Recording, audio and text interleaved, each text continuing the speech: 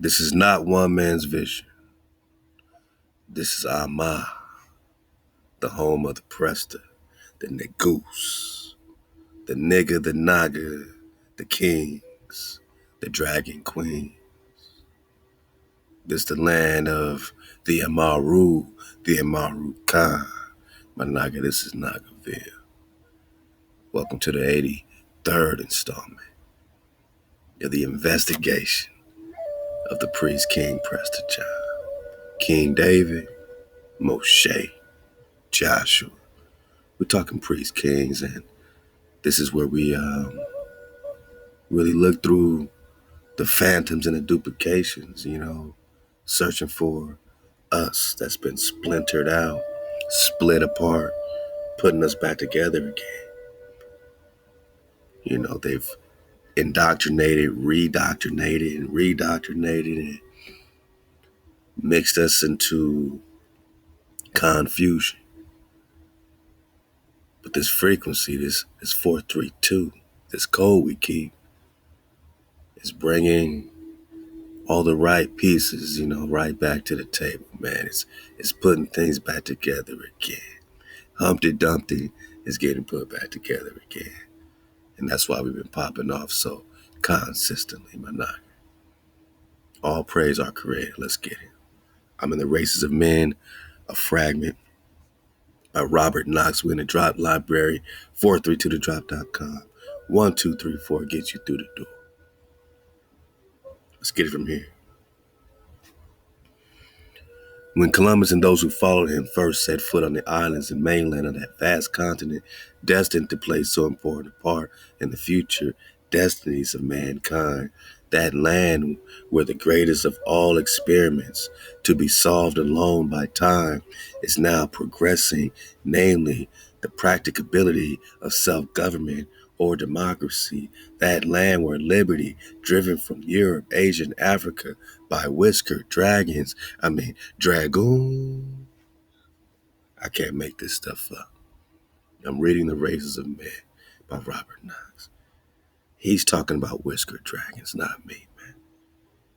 But if you can put it together in your mind, Bone, he's saying the land where liberty, driven from Europe, Asia, and Africa by whiskered dragons or dragoons and church militants, found that sure resting place, that fulcrum with which she may perhaps one day upturn the strongholds of fanaticism and violence.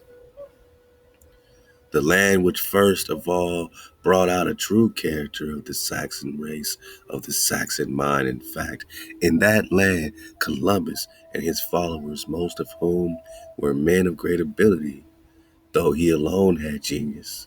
In that land, these great men found nothing to resemble strictly the countries they had left, nor trees, nor shrubs, nor fish, nor fowl.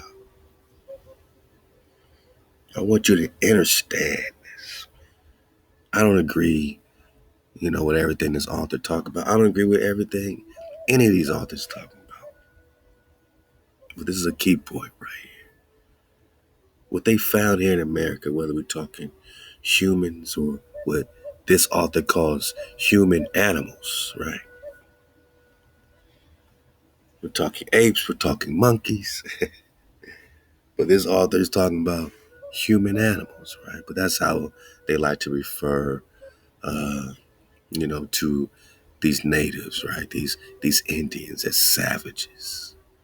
But he's going to have to give it up. And I want you to pay special attention to what he's actually saying. Let's go. And we back. We popping off, man. We just had a great fence building flow. Man, my Nagas came through in the clutch so many times, man, in real time. Hey, out to the fence building Nagas, because we building, because Nagas building Nagaville. But let's read about what they're finding in Nagaville, you know what I'm saying?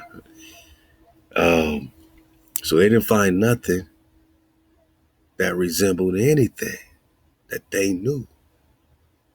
Whether they're talking trees, fish, birds, everything was different in America. Everything is different. What? But you? These are the same, brown skin or dark skin. These people must be from Africa. They sell us on this thing as if you can have all these different species, all these original species of birds. Yes, they're still birds. Yes, they have bird families. They have connections to what they're calling the old world, which we already know what America is. But these birds can't be unique. Or these people can't be unique, but these birds are unique. These people can't be unique, but these fish are unique. These people can't be unique, but these trees are unique. But the people must be from Africa, because that must be the old world. With no scientific proof is backing that up. But let's get it. Nothing which lived resembled what they had previously seen. Managa, nothing that lived resembled anything they had seen before. I had better say nothing was identical with the productions of the old world. Man was there, no doubt, but he was not identical with any other race. You see, this chapter is called American Races. We know in 1828, talking about the copper colored races found here, the copper colored kind found here. But now you must be identical to every other, dark skinned race on the earth plane. Or did they find a specific breed or tribe specific to the Americas, which is the ancient world? That's the part that a lot of these authors aren't tying in. One, that America's the ancient world. Two, that the so-called lost tribes of Israel, tribes of Jacob, these Hebrews, are at home here. Weren't brought here. You didn't bring these Hebrews here. This is Eber, right? Or Keber, right? This is Antioch with the connection with Anan, son of David, Anan ben David. This is Khalifa, right? This is Cali, man. It's all happening right here. He's saying nothing he's seen in America.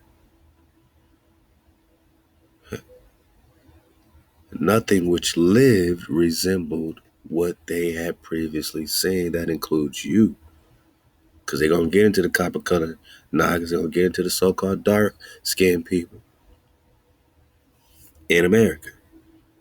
They didn't say, yes, they're the same Negroes we found in Africa. They're going to say, well, let's read about it. I had better say nothing was identical with the productions of the old world.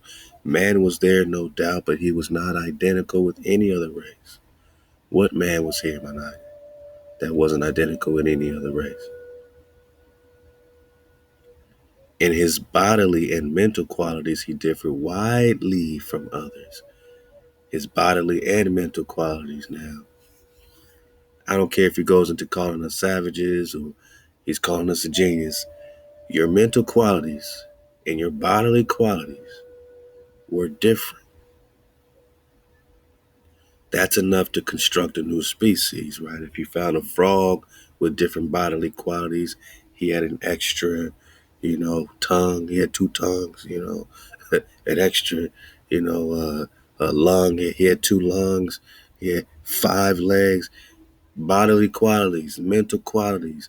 He differed widely. The Naga found here. The horse was not there, nor sheep, nor cattle, nor the beautiful or beauteous wild of Africa, lions and panthers, giraffe and antelope. In the virgin forest of America stocked no elephants. The river horse and the terrible rhinoceros were nowhere to be found, but other equally strange forms presented themselves. Okay. I mean, this is the wave we surfing in real time. Now think about it.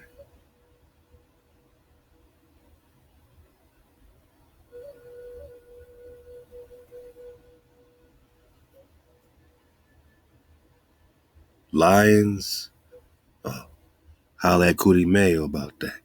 Panthers, huh? So like I said, I don't agree with this author. Oh, all these things weren't in America when we have other authors telling us the exact opposite. But, you know, neither here nor there. Either way, there's other equally strange forms. So whether they had the horse or giraffe, they had equally strange forms of animals presenting themselves, kind of like you see in Avatar, right? Similar but not exactly the same as you as you thought it was. Pe- People in the fields and rivers and forests, all differing specifically and generically, as we express this grand and solemn fact. In technical language, I call it a silent fact, seeing that it gives rise to profound reflections. Whence came this new race of men? We're just talking about America. They're asking, like all these scholars be asking, where did you Nagas come from? Now, what does this got to do with Prester John? It's all about the theories, Manak, of this great mysterious land with these specificities that are differing from what they think they know. Whether we're talking animals or Nagas, or people. Where did they come from? Where did this new race, copper colored race, is found here by the European? Whence come, whence came this new race? They didn't say you were from Africa. They called you a new race, man. Get this through your mind, bone. They didn't say, hey, y'all came from Africa. Y'all migrated. Or we going to talk migration. Or we going to talk the migration of Ishmael in a minute when it comes to America, man. Love to the Ak, minister, informant. But let's get it, man. They're asking, where did you niggas come from, right? Whence came this new race of men and animals? The answer was easy upon the old Hippocratic theory of the effects of climate. So here's the BS, the climate, right?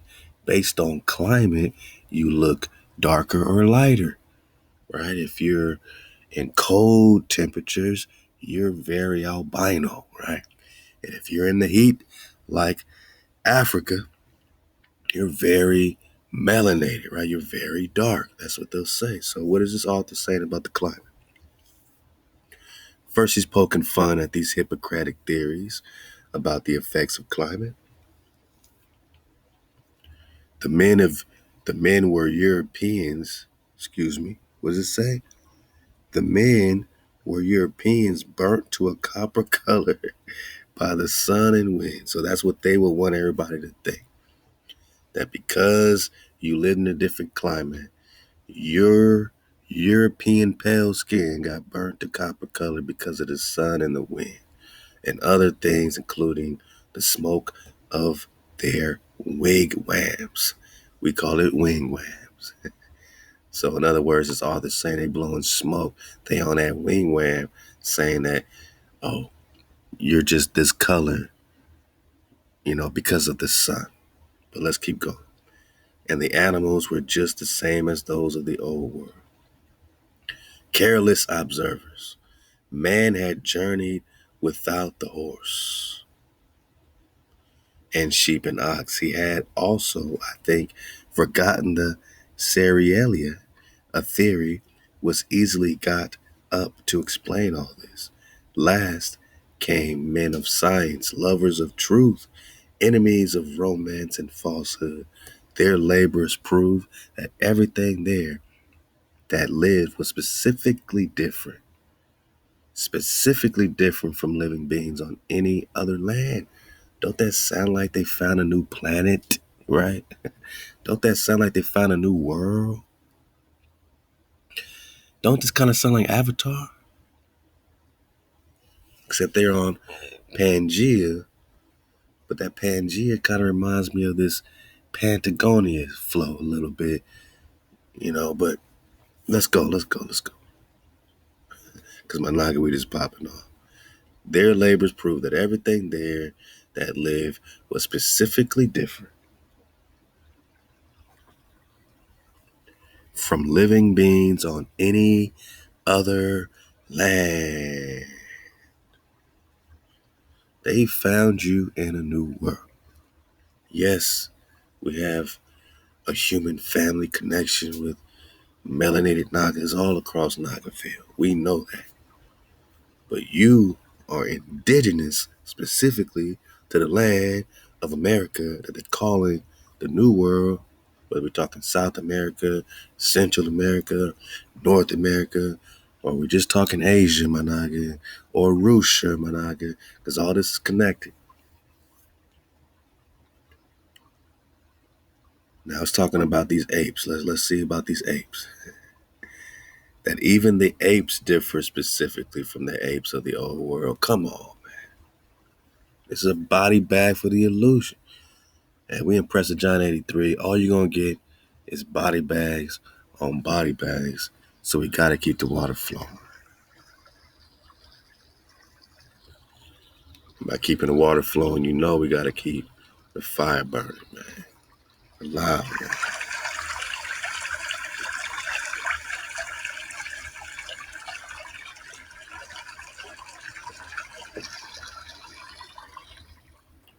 Even the apes differed specifically from the apes of the old world, or their world, right?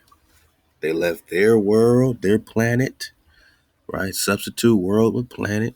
You'll see what this Star Trek is really about. Traveling through outer space, boldly going where no man has gone before.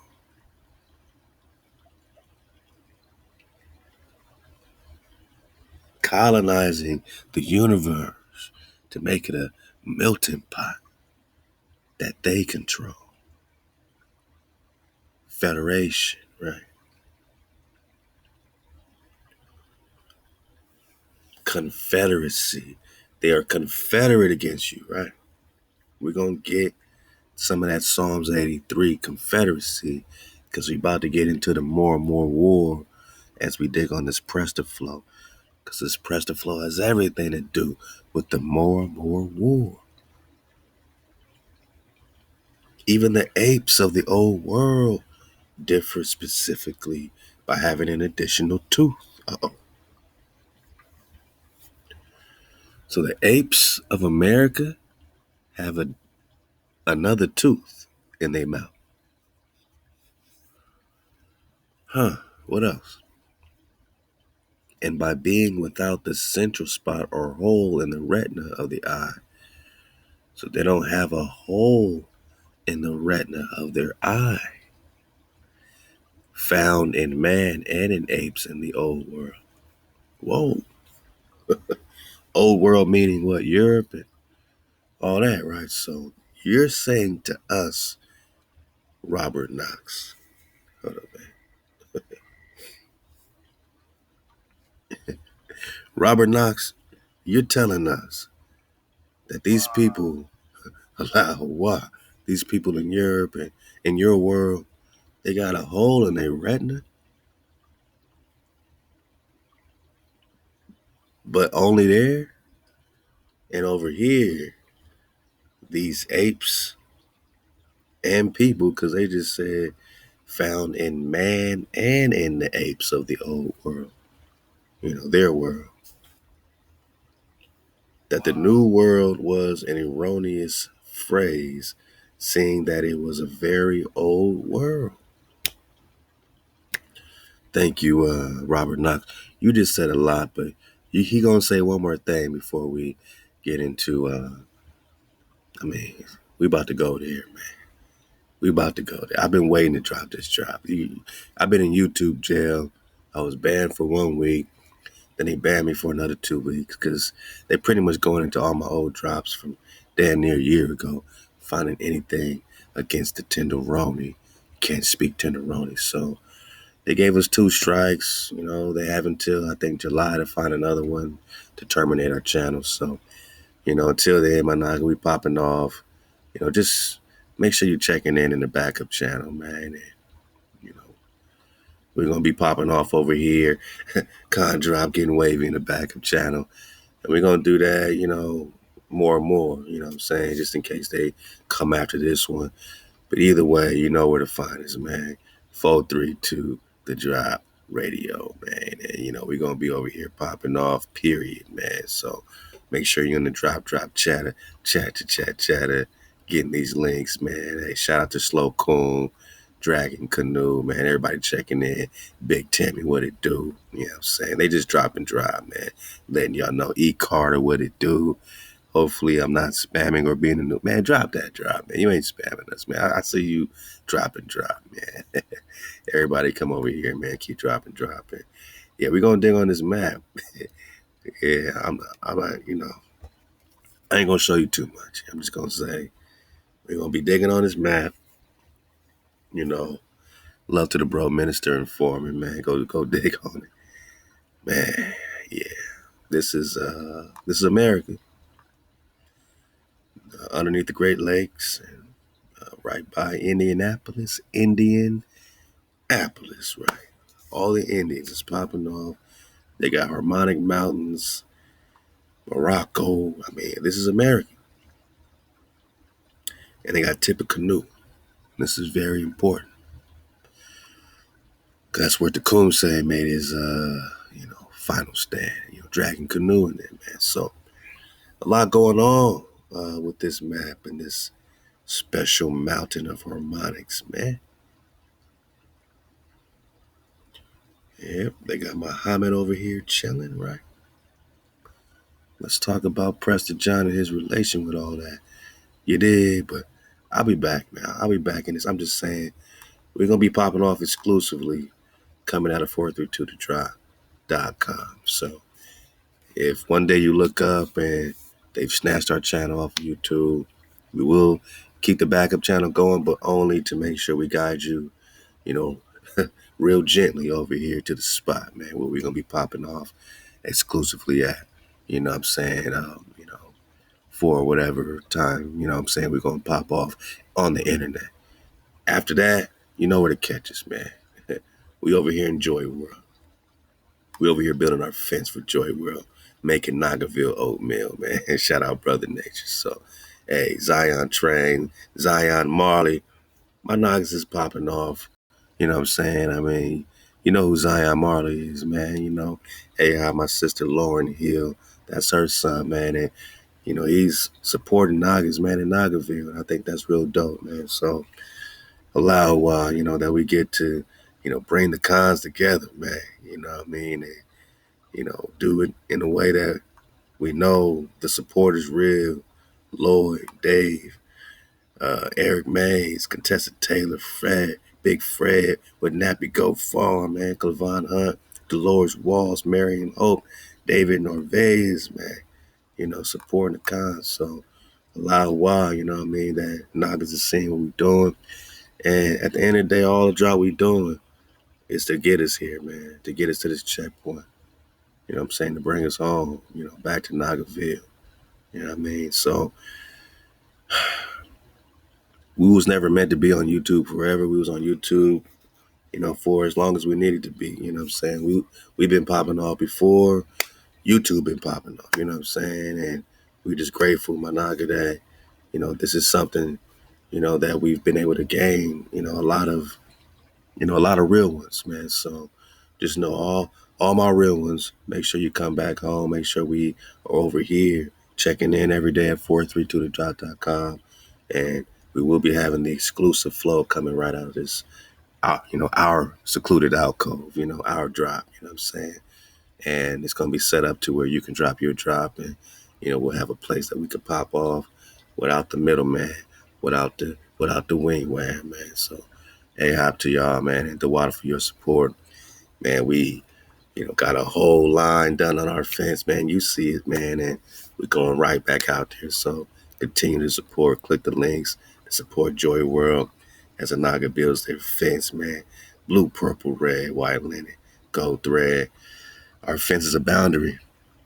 And as we dig on the Prester John drop, and as we continue to KTC, keep the code, we know how important it is to have a boundary of our very own for the Nagas to know, like, this is where we make an effort. This is where we make our stand. You know what I'm saying? So support the cause, support the cause, and keep supporting. We're going to raise it up to 20,000, and we're going to keep going until we get it done. So my Naga, the job ain't done, the work ain't done. Continue to support and be a consistent con, supporting the cons. Let's get it to 20,000 ASAP so the Nagas can continue to get out there and get it up and just, have it ready. It could be ready for you, you know what I'm saying? It could be ready for your children. Who knows, you know what I mean? It could be ready for, any Naga in Nagaville. So let's get it ready for my cons, you know what I'm saying? 'Cause this is what we do it for, our separation. If you ain't doing it for that, you're doing it to be included with Hijack City, this ain't for you. You're doing it to separate. Keep the code is separation. Keep the code means that, hey, you're going to mind your own thorns on your own rose, man. You know what I'm saying? Every rose got its thorns. Keeping the code helps you pluck them thorns off your own rose, man. You know what I'm saying? So keep the code and keep supporting the cons and keep helping us, man, build our fence. Let's reach 20,000, my Naga, for Joy World.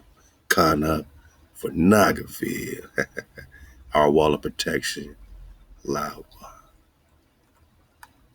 To see Nagas out here building in real time, gives us just a few, what I mean? When we feel tired, when we feel like ain't nobody listening, we feel like sometimes, what I'm saying, we just ain't getting through to the Nagas in Nagaville. This right here is like, it's not internet based. It's just us, it's just building. It's just us trusting each other, giving each other the AHOP, picking each other up and learning and growing and building our tribe, man. It's not just the fence we're building, it's our tribe. So all we're doing is keeping it cold and the water for your support, because I see that you notice, what I'm saying, that's what it's all about, man. Halal HaWah, the water for supporting Joy World. Let's get it, man. As you can see, this is what we're passionate about. This is what we're popping off for. Let's get it, man. We're popping off. So even the apes are different here than they are there. So the people, just by process of, just by default, Halal HaWah, you're going to have specifically different people here. They're asking where these people come from. From whence did they come, right? Where did these people come from? Let's keep going.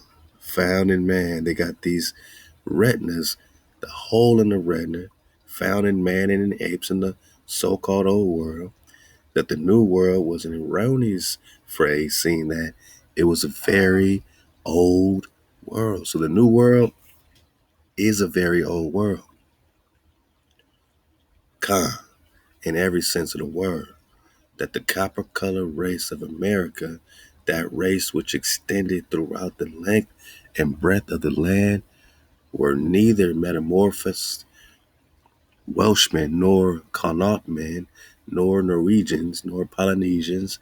The last hypothesis, I believe, offered the credulous for the peopling of America. Now, even though he calls this credulous, like it has no credibility, you need to know that it's a theory that exists.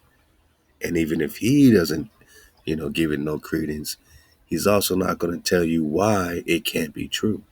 He's just going to throw it out there for you to either catch it or not catch it, right? But for us, we've been searching for the Prester. So we are on high alert for anything related to the Prester. And we've been digging on all these specific differences of the animals and the people in America.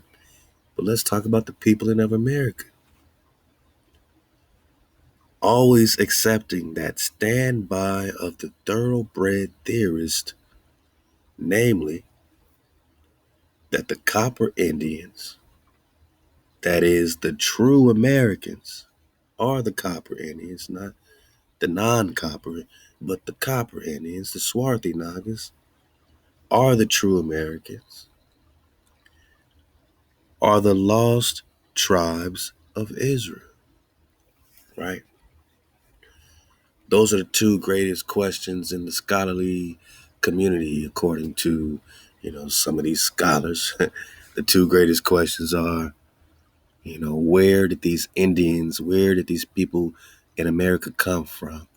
And where did those lost tribes of Israel go, right? Or, where are they from? You know what I'm saying?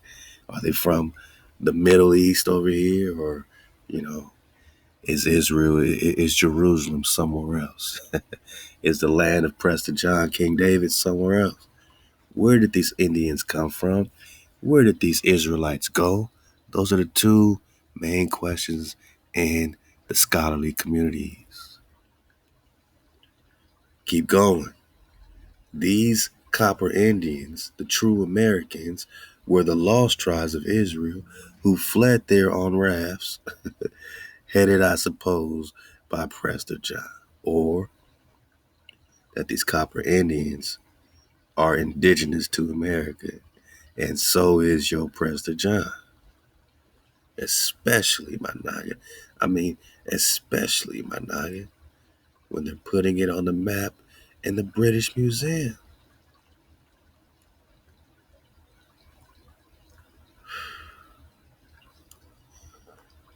Prester John. America or South America, North America. They don't say that, huh? Just does North America even exist, or are we just still talking Asia? Asia, Asia, Asia. Well, we definitely talking the British Museum. Outline copy of MS map in the British Museum showing connection between Marco Polo's Asia and the new lands. Like he said, these new lands are very old. That's why it's called Superior India, or India Superior, where Prester John is stationed at. Or just say it with me. Say it with me, man. Antioch. Because, yeah, we're just talking about the mythical straits of Antioch, right? Gotcha. The relationship between the new Spanish discoveries and Terra Nova, the New World, and the Asian continent was not yet fathomed, but all of Marco Polo's kingdoms were placed close at hand in the northwest, ready to be absorbed by forthcoming expeditions, developing the idea a little further after the discovery of the mainland north of the isthmus. We find that the maker of the MS map, illustrated in outline, has placed Prester John and his idolatrous neighbors not far from Mexico.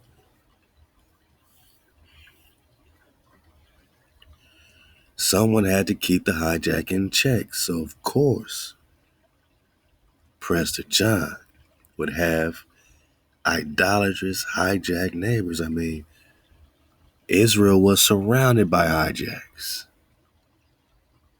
King David was encompassed by hijacks all around him. Moab is right there, Ammon is right. Everybody idolatrous is surrounding the kingdom of Israel. Everybody covetous is surrounding the kingdom of Israel. Joshua was told to take these people away out the land. The tribes of Israel were told to remove these covetous, out of code, idolatrous nations and neighbors far from their borders, but they did not do that. Did they listen to the Creator? Did they keep them around? And did the Creator, did HaWah say, they gonna be a thorn in your side, bone? Oh, you want to keep them around you? You want to keep, they're going to be confederate against you, my children. They're going to be a thorn in your side. These idolatrous neighbors. But for now, just know that they ain't far from Mexico and know that Mexico is Mexico, and Meshi is Moshe. Mexico's named after Moses, you see. And if Mexico's named after Moshe, then Moshe ain't very far from King David or the priest king, Prester John. Mexico, Prester John. I mean, Moshe is a Prester John. And you can even surf the wave and say that Moshe is Prester John. And so is King David. And that their stories were spliced and split apart. And one became this, prophet Moses, and one became this King David. But the Prester is both. The Prester combines the attributes of King David and Moshe. The emerald scepter, splitting the waters, back to the Quetzalcoatl flow. We're seeing what they did right here with our priest kings and our queens, how they've made phantoms and duplications and gave us some regurgitation in English in a Bible. And now we got to put the story together. And that's called surfing the wave. As long as you KTC, you got a code, you're anchored in the code, then all these details, because of your vibration, will get reassembled, my naga, will get rejoined together. The proper order will be restored. But you gotta know, Halal HaWah, you must be searching for the Prester. All their doctrines will have you searching for everything else. But the only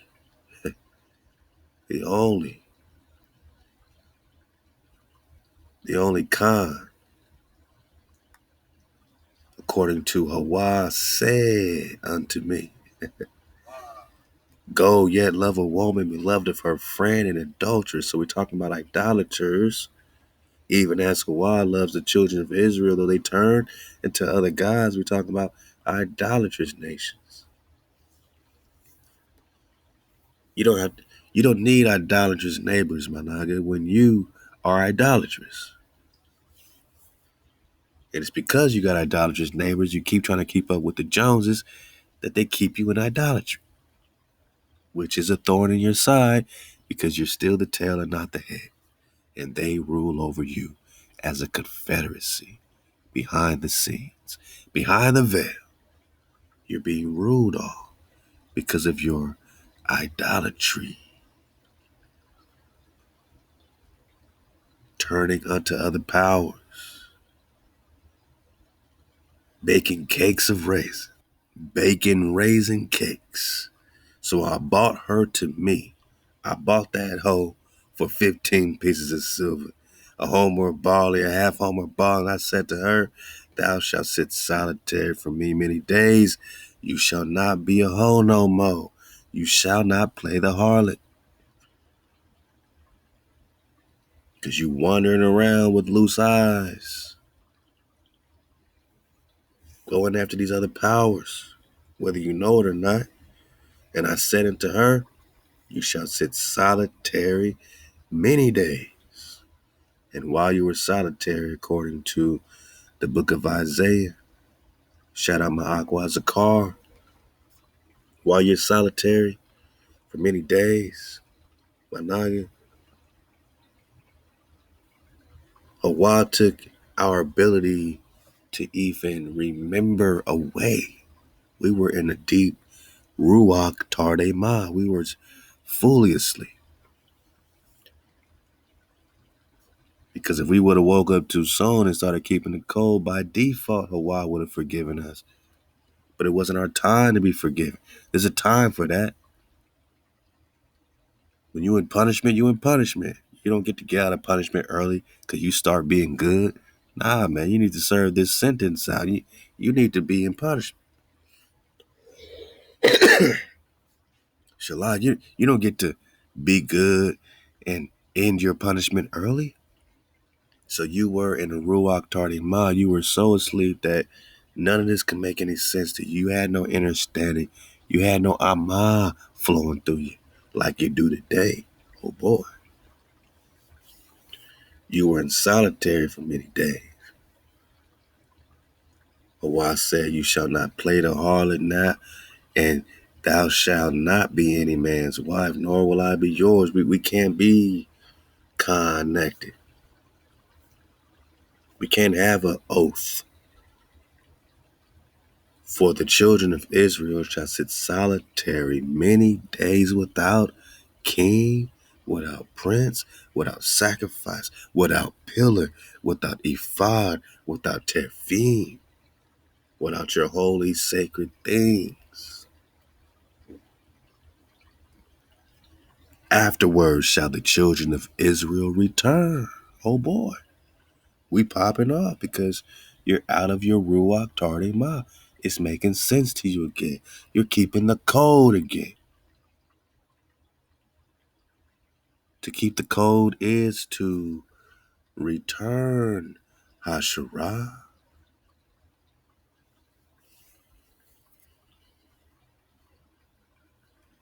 and seek HaWah, right? You don't seek anybody else, anything else first. Seeking HaWah means you're keeping the code, God. Managa, you're keeping the code, right? Keeping the code. To seek HaWah means you're keeping the code. To return to HaWah, it means you're seeking. It means you are searching. When you seek, when you search, you're going after something, with extreme desire. You're desiring HaWah. You're desiring your frequency, your salvation, your connection that was severed by you because you wanted to play the harlot. You wanted to be the hoe, jumping around with all these frequencies. Oh yeah, y'all do this. Let me try that. Universal spirit, universal this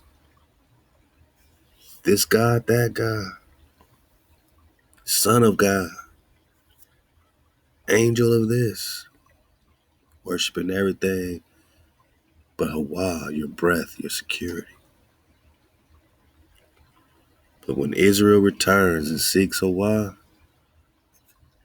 after you keep the code, my nugget, then you also search for David, your king. Just like Ezekiel 37 and Ezekiel 34 breaks down one shepherd. And last time that I checked, one shepherd means one shepherd. One means one, right? So you tell me when you find some prophet talking about a future shepherd, you know, that's not one shepherd and is not referring to the seed of Jesse. It's not referring to Dawid. Because over and over again, we keep running right into David. You're asking us why we're searching because over and over again, just like Jeremiah 30, is letting you know that David's being risen up again in the end of days. Because we're talking about the end of days. When you return, right? Israel returns, seeks the Creator first, most high over everything. That gives you the key to get the key, right? To get Dawid. And with Dawid comes dragon fire. Psalms 18. Smoke out of his nostrils, fire out of his mouth. With Dawid comes that Prester flow. With Dawid comes that mem sauce. Then you shall come trembling, because you are, full of humility. You are humbled by the frequency. You're keeping the code. You got humility. Unto HaWah, right? There's something about seeking the Creator and something about seeking David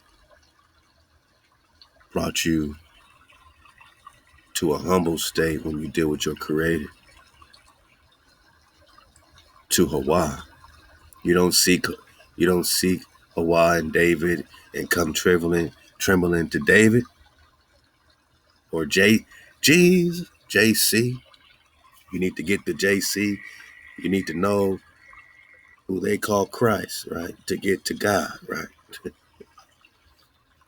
You got to go through Christ to get to God. Nah, man. HaWah, Halal HaWah. You only seek your Creator first, man. There is no scripture saying in the Tanakh before the hijack to go through anything or anybody, but to seek the Creator directly with that frequency. When it's in code, Halal HaWah, you start your David investigation. You start to seek David, only to come trembling back to HaWah, because there ain't no separation. So seeking David ain't to get away from the Creator or to put your energy into David more than the Creator, but when you do it right, seeking David lets you know this shit is real. It's really popping off. That covenant exists. Your Creator exists, and it makes you humble. You go trembling to the Creator and to His goodness. When in the days, in the days.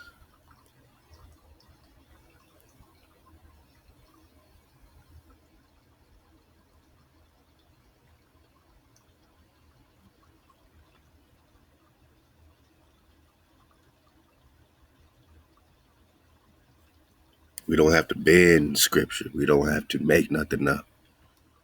We just got to put it together and put the story back together.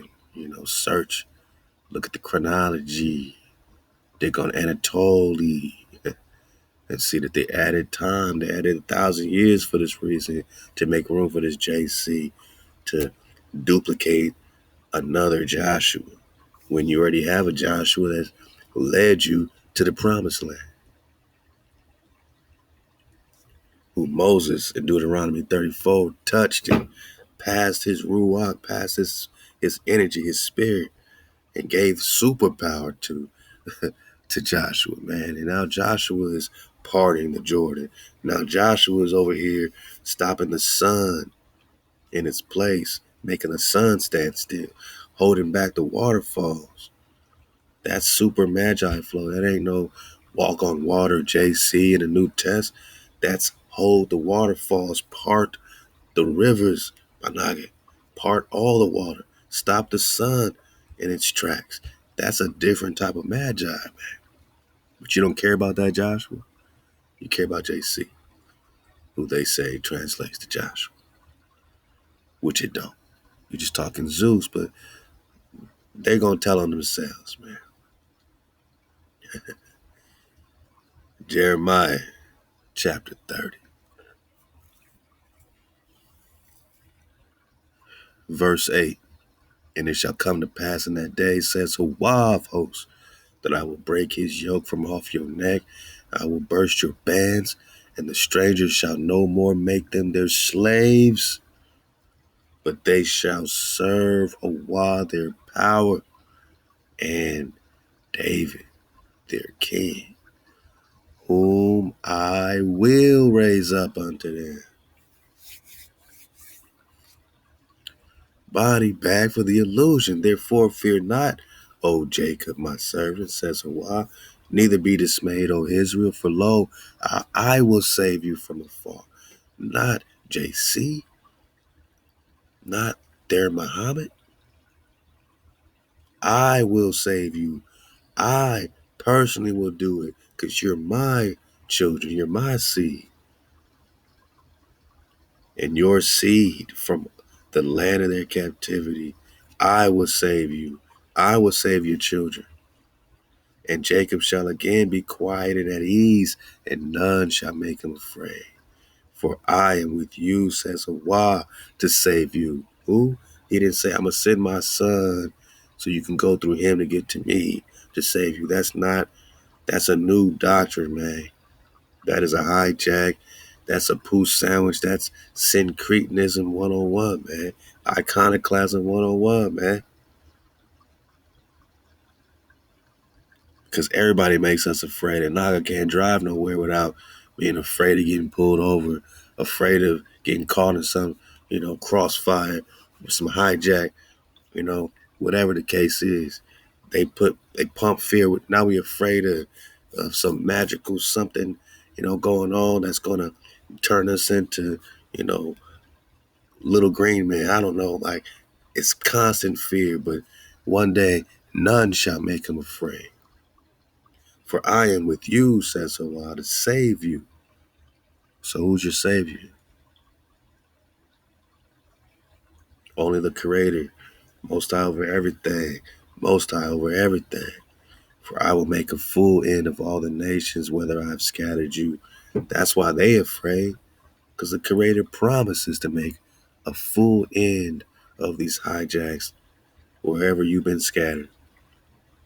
But I will not make a full end of you, which means one thing, that the remnant exists, that you are the remnant. Because HaWah has not made a full end of us. For I will correct you in your measure. I'm going to give you that work, though. You will get disciplined. You will come trembling.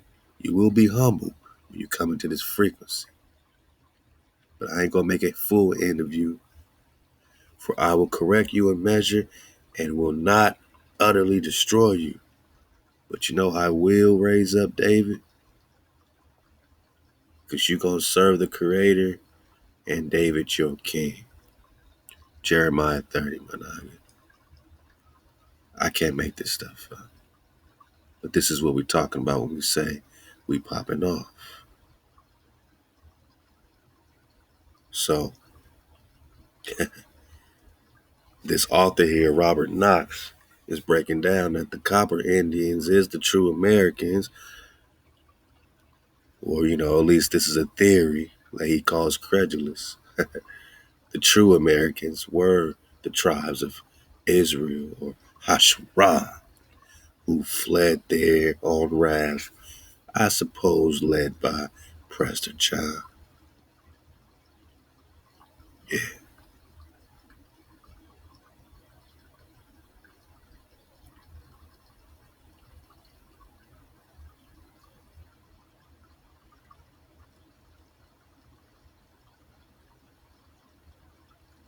let's get it from here. But I have already explained this. Let me therefore speak to you of the original American races, the race found on the American continent and its islands by Columbus, Vespuccio, Pizarro, Cortez, and others, not forgetting our countryman Penn and his troop of saints. These races still exist. These Nagas still exist. Apparently, they're still a remnant, right? Can't make this up, my Naga. Apparently, there's still a remnant because HaWah said, I will not make a full end of you.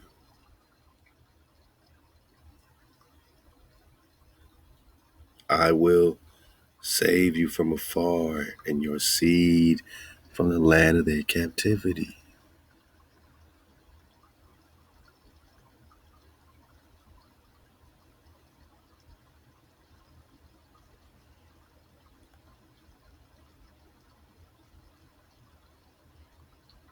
These races still exist. In a century or two, they may cease to be because they know we getting hijacked. But these races still exist. These American races found on the American continent, right? Okay. Yeah, they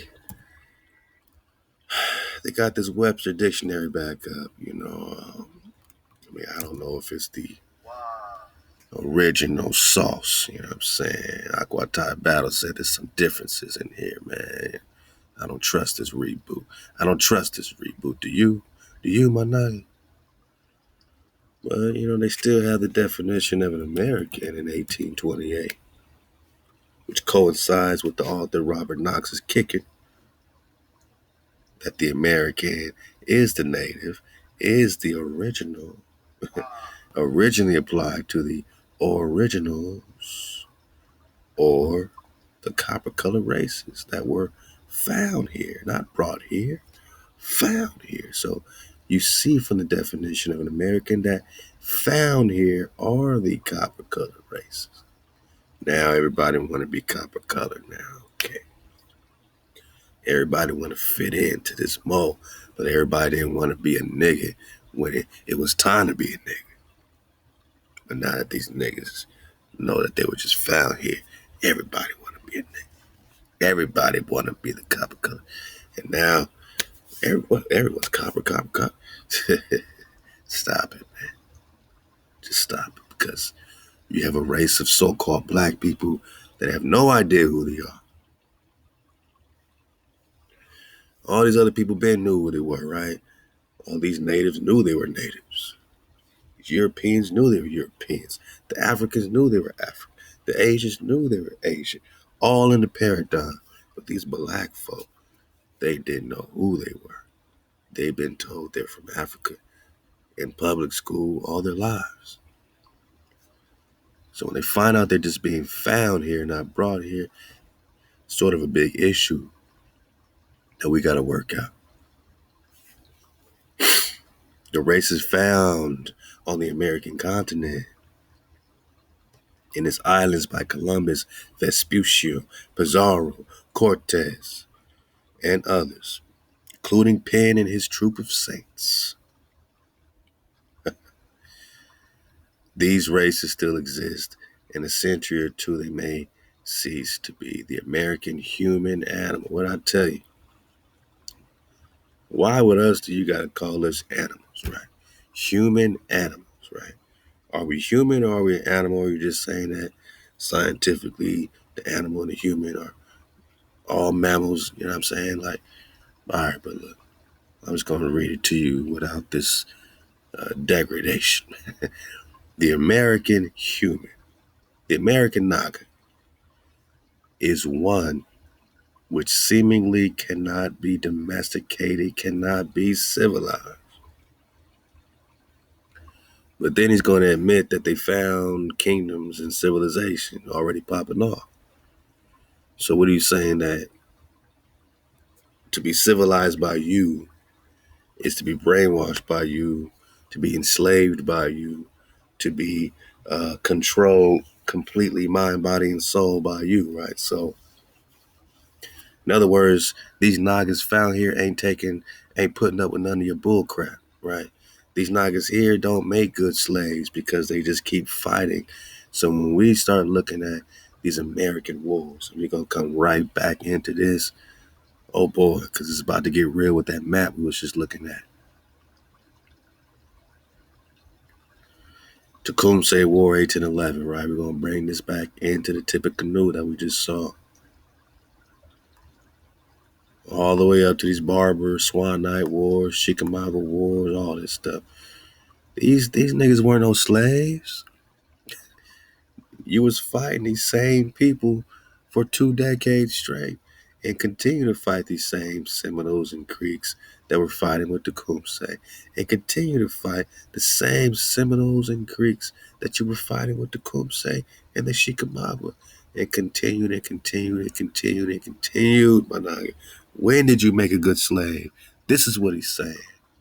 That these same Chickamauga that made no deals, that made no treaties with the hijack, with all the other so-called Cherokee or Hebrews or Confederacy of Moab, Ammon, Edom, Amalek, whoever, man. They would all classify themselves as Cherokee or whatever. They would all classify themselves as Iberu to an extent. But these Chickamauga were different. They made no deals. They made no treaties. What are you saying, Robert Knox?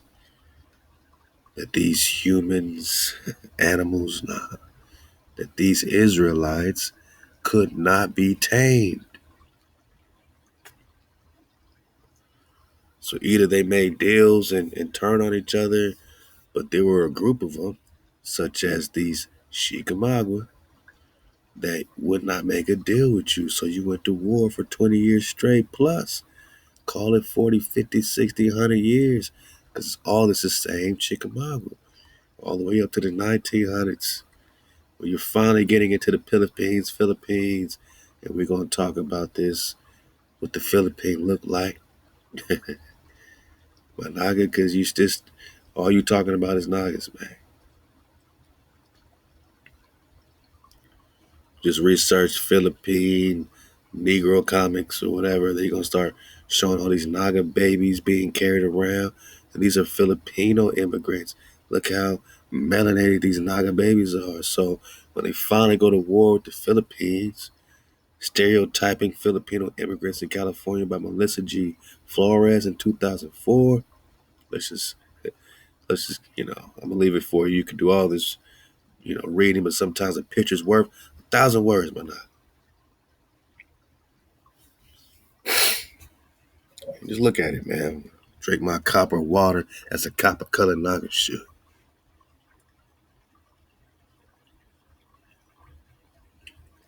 Look at this, man. Look at this, man. You think it's an African baby? No, it's a Philippine baby. It's a Philippine baby. A confused Uncle Sam cradles a temperamental, or he's just an angry Filipino child. Let's get it bigger, man. Can't make this stuff up. A confused Uncle Sam cradles a mad, temperamental Filipino child. We got any more these Filipino images? Navigating visions, conference proceedings. Okay, let's get to it, man. Where you at? Where you at? Let's get it bigger. Let's get it bigger.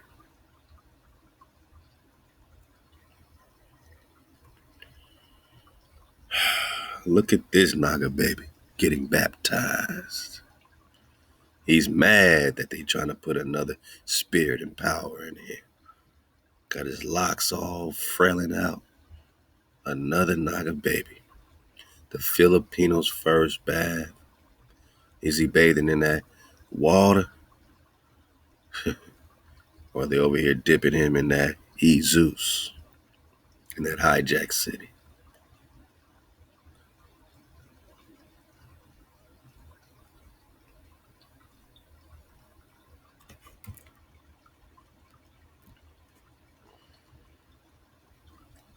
The Filipinos' first bath. Oh, you dirty boy.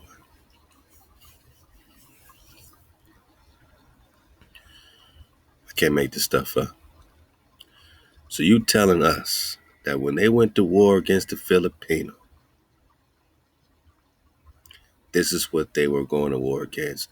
More nappy-headed cons, right?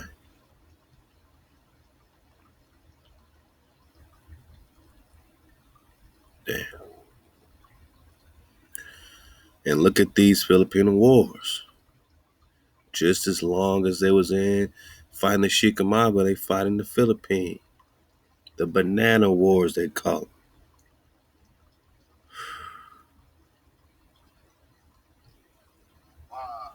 Halal HaWah.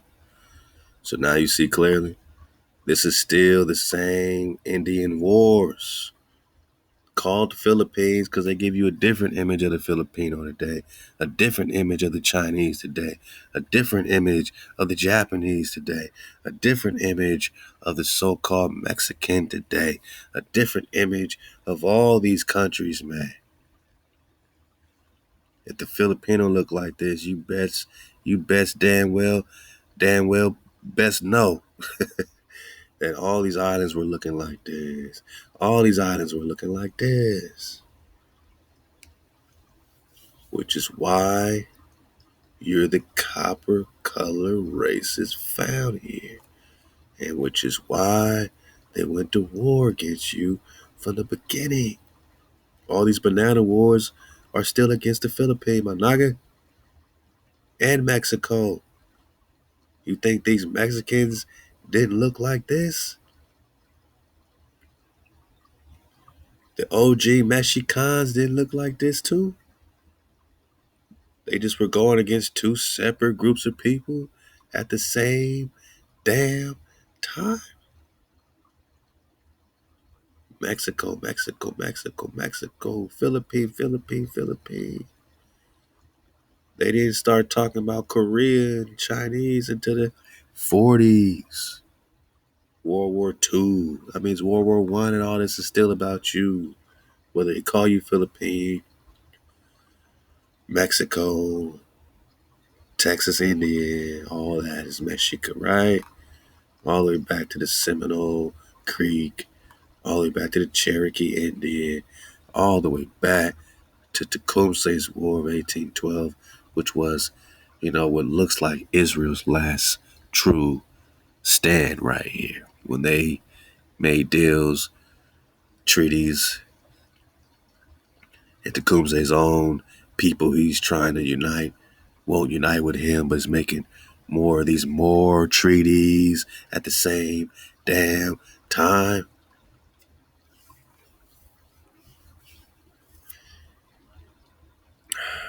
The same damn time. They telling on themselves, boss. The Sultan Muhammad III in 1777. Morocco formally recognized the United States by signing a treaty of peace and friendship in 1786. 1786 is right in the mix of the Chickamauga War. That means some of these Cherokee didn't want to fight against the hijack. They wanted to unite with the hijack to take out those who weren't down for no treaties. This is who we're talking about. Found here, these Americans. This is who Robert Knox is talking about. The races that still exist. In a century or two, they may cease to be because there's war all on their head bones. He said in about a couple hundred years, they might not even exist. And here you are. And here we are. Found here. Still here. And we still exist. But we couldn't be domesticated or civilized because we was fighting the whole damn time. How you gonna be some slave when you've been fighting the whole damn time? Those are two different narrations. That's two different narratives of the same story. Either you was a slave with some, random slave revolts, Nat Turner here and there, or you were fighting the whole damn time. And you were never a homeboy slave. They couldn't make you no slave. They couldn't tame a Naga. Because a Naga is just going to be a Naga. A dragon is going to keep being a dragon. And you name me one dragon that appreciates captivity. You name me one dragon that appreciates captivity, man. Love to Skywalker, man, dropping on this IG. Hey, make sure you over here, because if they cut our YouTube page, we're going to keep dropping right here, too, as we transition fully to 432. Hey, free Phineas, man. Free Phineas, man.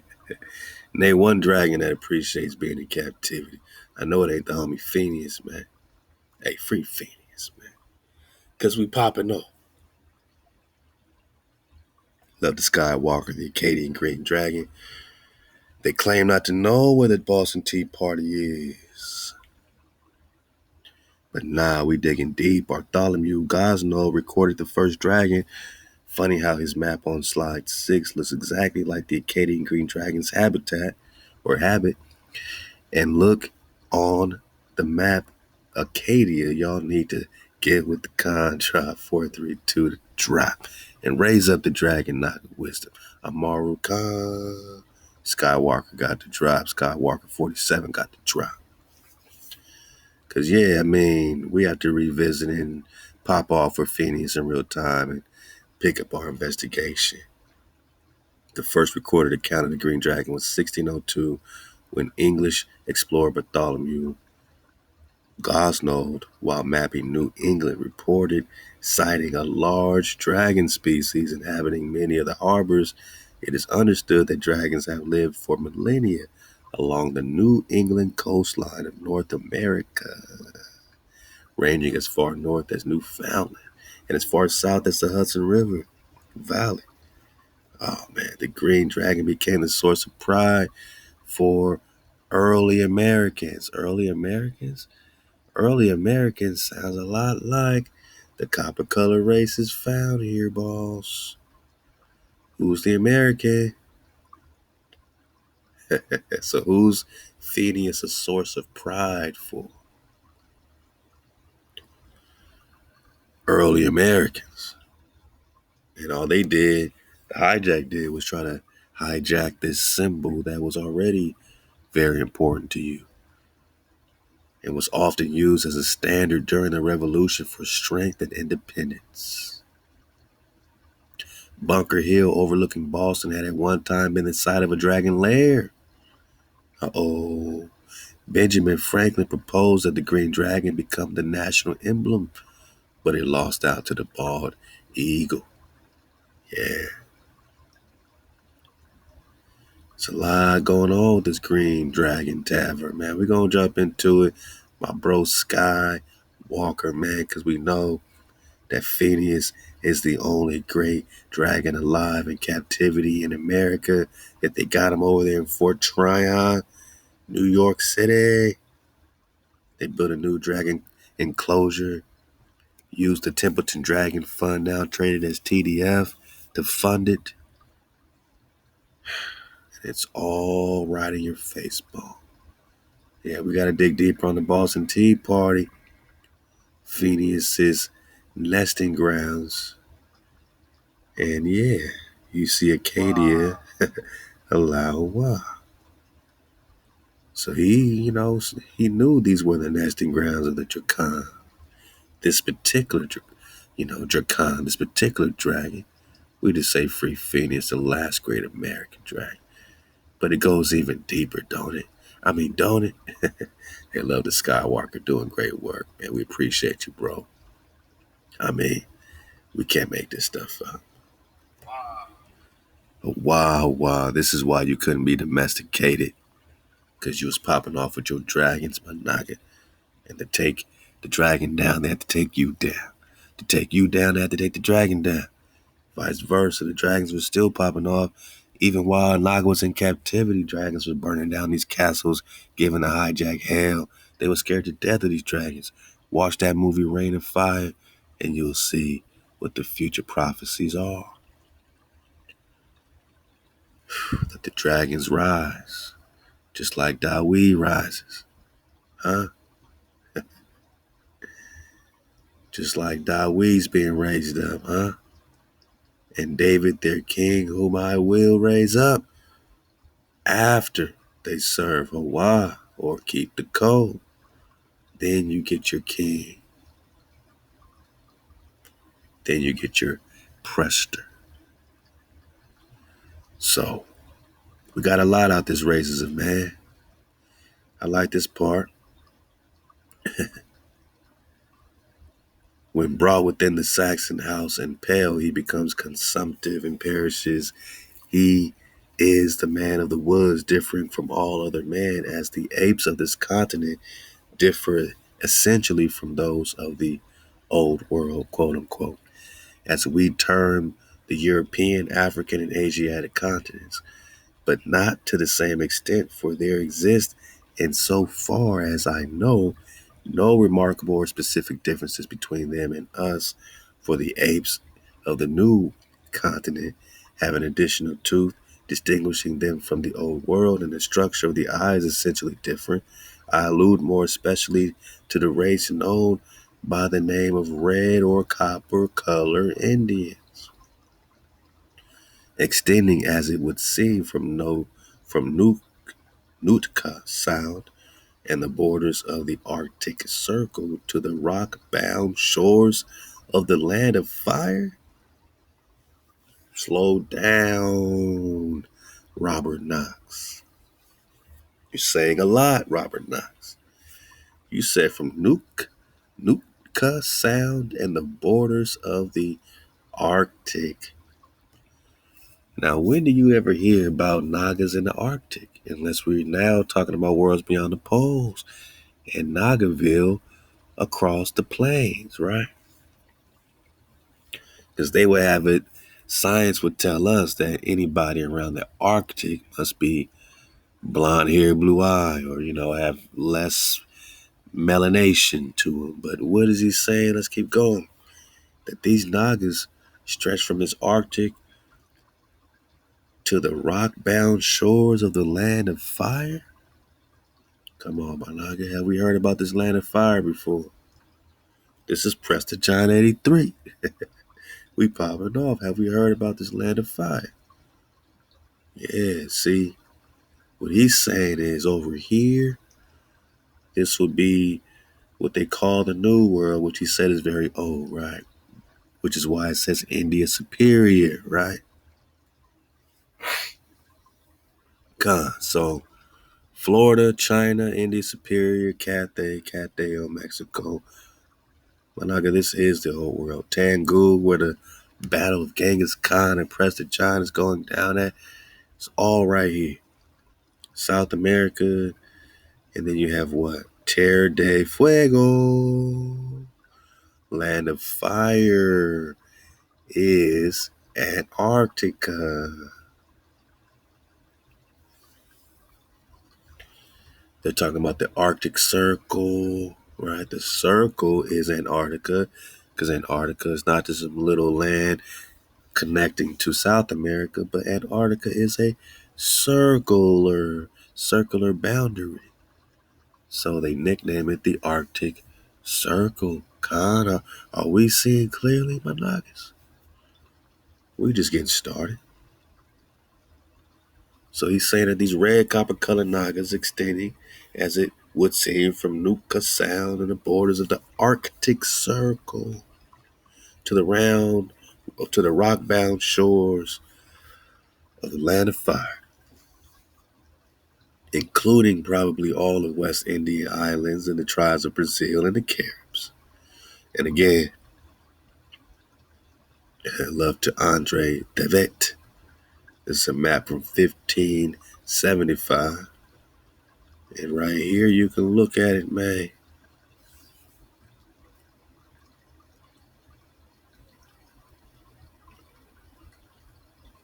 South America.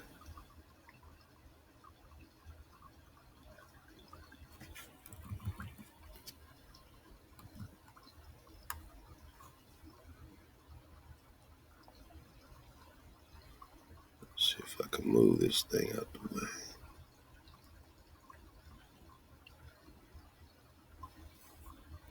There we go. Let's back it up. South America, right? And right here you got Patagonia region of the Giants.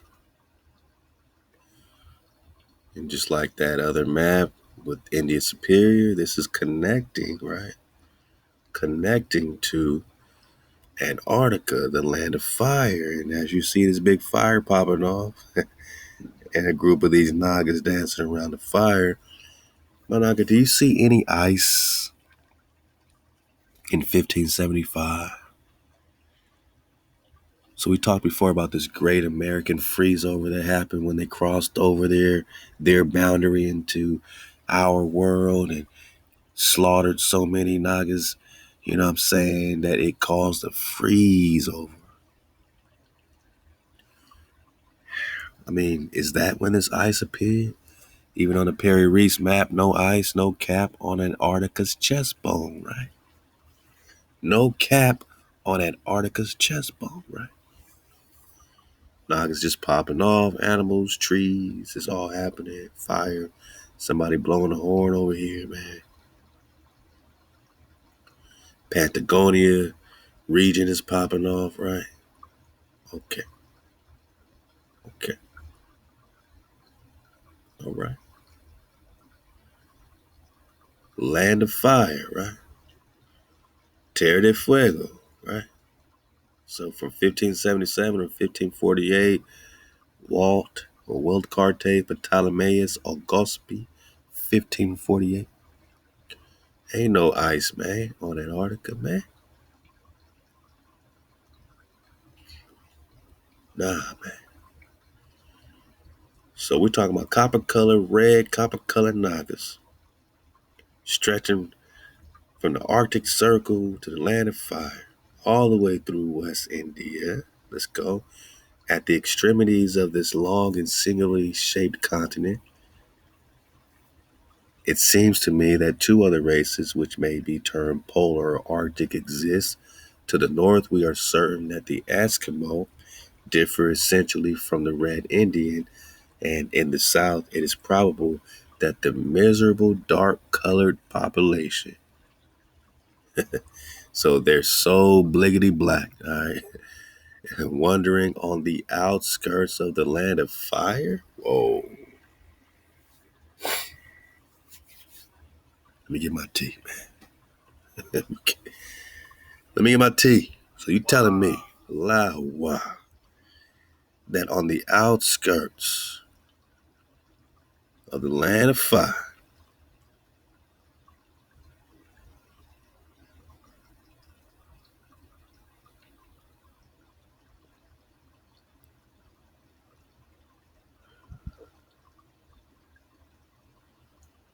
on the outskirts of the land of fire, you got a bliggity black race. They call them miserably dark colors. So you see the clear, hatred this author has, you know what I'm saying, for our people. But he's letting you know that on the outskirts of this Arctic Circle, this land of fire, this Tierra del Fuego, are more Nagas. Now, we would think these Nagas would be in Mississippi somewhere. But in the outskirts of this land of fire, or this Tierra del Fuego, right? Let's take our time. Are not red Indians, but a race analogous to the Australian. You know what I mean? Like the Aborigines, right? And to the former inhabitants of Van Diemen's Land. Oh, was that some type of devil land? We got to look up Van Diemen's Land because I want to see what they're talking about. Polar or Arctic races of men, dark in color. So these polar, Arctic races of men are dark in color or swarthy, peculiar. Now, why would these dark people be way in the polar Arctic regions? And he wants to know the same thing. He says, I speak particularly of the Eskimo. Thus, in America, the races darken as we approach the poles. Whoa. Body bag for the illusion. Managa, are you counting the body bags? We're just over here right now, but are you counting the body bags?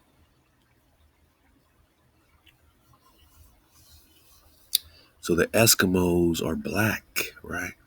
But these Eskimos today are not, right? I'm just saying black so you know what we talk about. I gotta break the spells somehow. Black people are in the polar regions. Black people are in the Arctic. Black people are the Eskimos, right? And then the more red, red, copper, or, a little less melanated that they're finding everywhere. But they're saying it gets darker as you get to the poles, man. That doesn't make sense. It should be colder. You should get lighter. He's telling you the opposite of what they're telling us today in our science. The races darken as we approach the poles. The races darken as we approach the poles. I speak particularly of the Eskimo. Thus, in America, the races darken as we approach the poles. The eternal snows, which ought to have whitened them, according to the theorists, from Hippocrates to Barton Smith, have failed to bleach them. Because these Nagas get darker as we get closer to the outer circles. Which means one thing, my Naga. That Nagaville is popping off beyond the poles. And to me, this is our first, circumstantial evidence, according to this author, Robert Knox, that just as we theorized and just as we imagined, the worlds beyond the poles, beyond the ice, must be teeming with more Nagas like us. Because, according to Robert Knox, thus in America, the races darken as we approach the poles. Wow. You never saw that coming. This historian is breaking it down, right? That this eternal snow of this Arctic regions and Antarctic regions, so-called, ought to have made them white. But apparently it's failed to bleach them.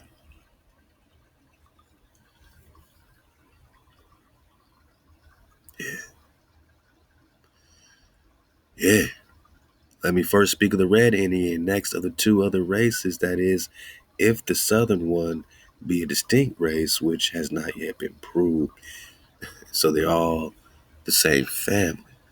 When the European races within the well-authenticated historic period discovered America, they found in its tropical portions organized kingdoms and empires. I thought we were savages. I thought we were human animals, boss. But apparently, when these European races found these copper-colored Nagas in America, especially in its tropical portions, in the paradisical portions, they had organized kingdoms, organized empires.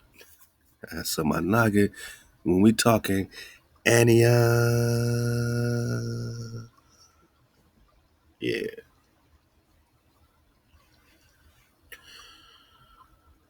we start talking Ania, and it says Regnum, and we connected with the non Ben David, who's the son of the Prester, that's writing the code on this timeline in 770 Anna, who they call a Jewish leader, Ananite, who's having beef with some of his brothers during this Babylonian exile, as these sons of David have notably done, fighting amongst each other. Who's going to be the exilarch? Who's going to be the leader? Anan? Or are we just talking, Anion, right? And this kingdom, which is right at the same place that the Prester's kingdom was shown on the British Museum in the 1500s.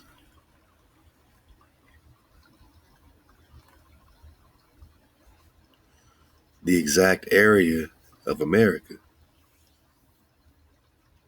right? South America, North America, right? Mexico, Mexico, India Superior again. Prester John, right? Where Anion is popping up.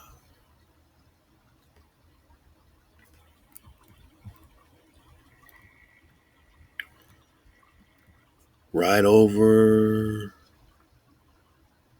Quivera. Wow. And we got that this Quivera is also spelled with a Kheevira, Kivera, and that K.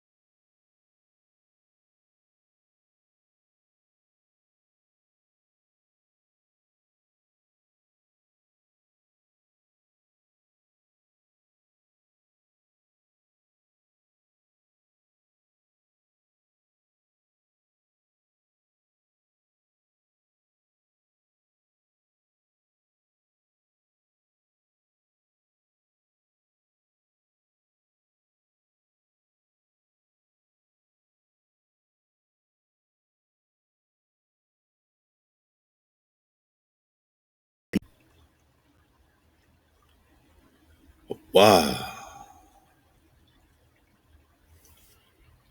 Hey, as they try their best to hijack, man, we just keep this water flowing.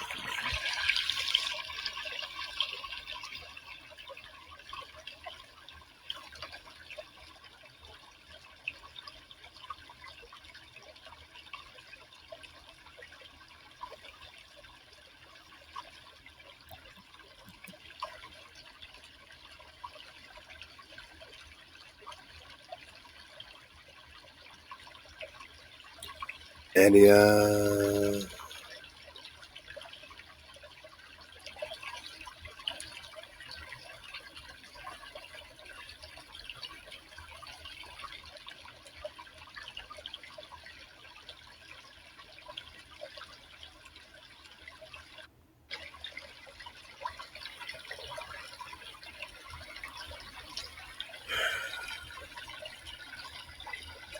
Halal HaWah.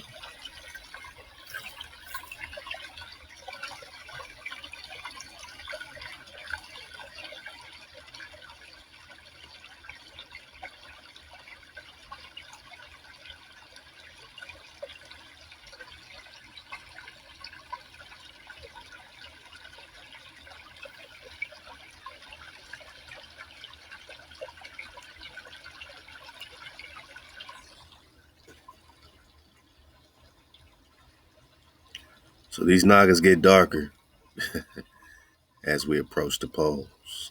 They darken. When the European races within the well-authenticated historical period discovered America, they found in its tropical portions organized kingdoms, empires, Ania, Prestigia, arts tolerably advanced, and an appearance of domesticity. So they were already civilized, had domestic flow. They just didn't get re-domesticated because when you rode up on these Nagas, they fought back and they kept fighting back and they kept fighting back and they kept fighting back to this day.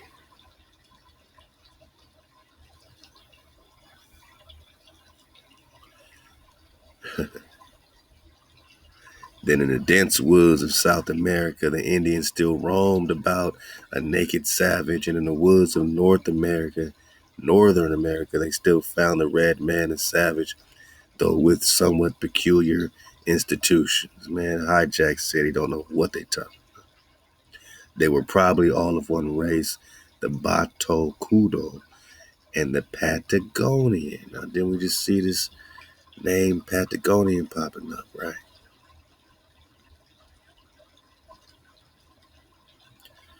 Right in this Andre Tibet map, 1575, at the bottom of South America, connecting with the land of fire. You know what I mean? Where it's all happening at.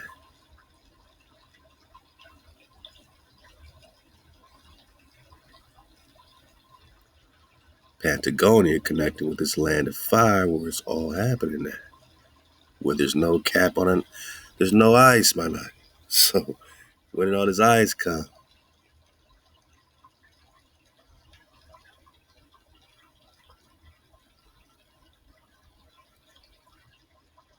You know this Patagonia also reminds me of, man.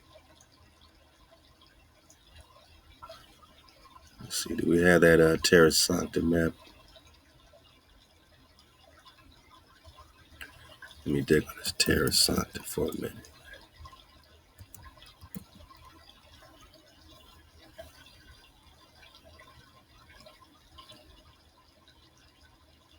Love to the Ak Seku, who dropped this great Terra Sancta. Terra Sancta means holy land. And now they talking about these Arctic Nagas. You know, we might as well talk holy land, right?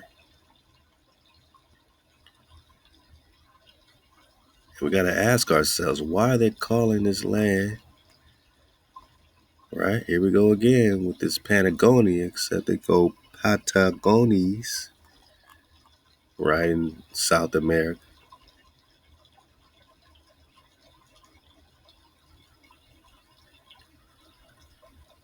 And underneath Patagonies, in that same way that we just saw Antarctica connecting, look how detailed they're mapping out Antarctica. When they're saying that these Nagas get darker, the further they go out, where the climate is cold and it should be white, according to science. But look at Terra Sancta over here chilling. So somehow, according to this map, love to Sekou,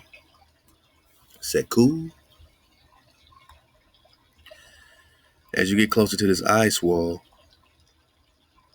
you can see the gateways to get that extend all the way through to get out, to other land masses.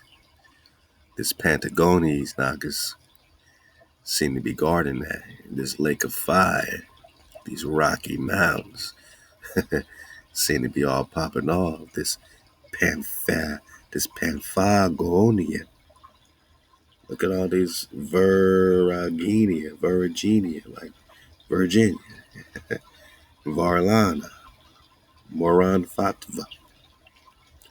Who are these Nagas in all these places that they're mapping out? And why do you think it's just all ice today? Why do they tell us all ice? And is there a crack in the ice? Are these waterways that you can take to get to more worlds beyond the pole?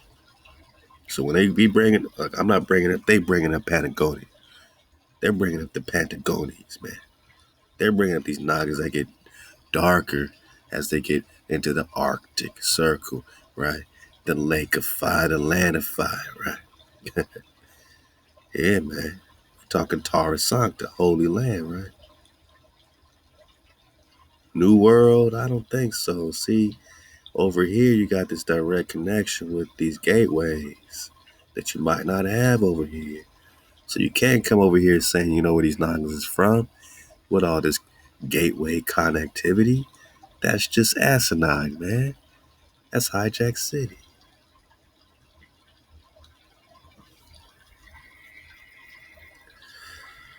Yeah.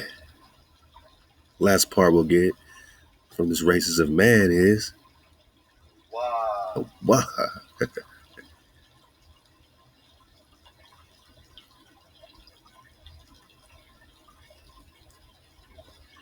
But be as it may, I must decline entering into any controversy with those who derive them from the Welsh or the Danes or the Mongols. So Here we go. It's wide open. We need to research because it's wide open, right? Halal HaWah. It's wide open. Because they trying to figure out if you're all one race. They trying to figure out where you came from. The Mexican, the Peruvian, and the Red Indian. The Carib and the flat-headed Indian of the Oregon. I say this, however, with hesitation, ready to be put right on a point respecting which I have had so few opportunities for observation. So he don't know nothing, right?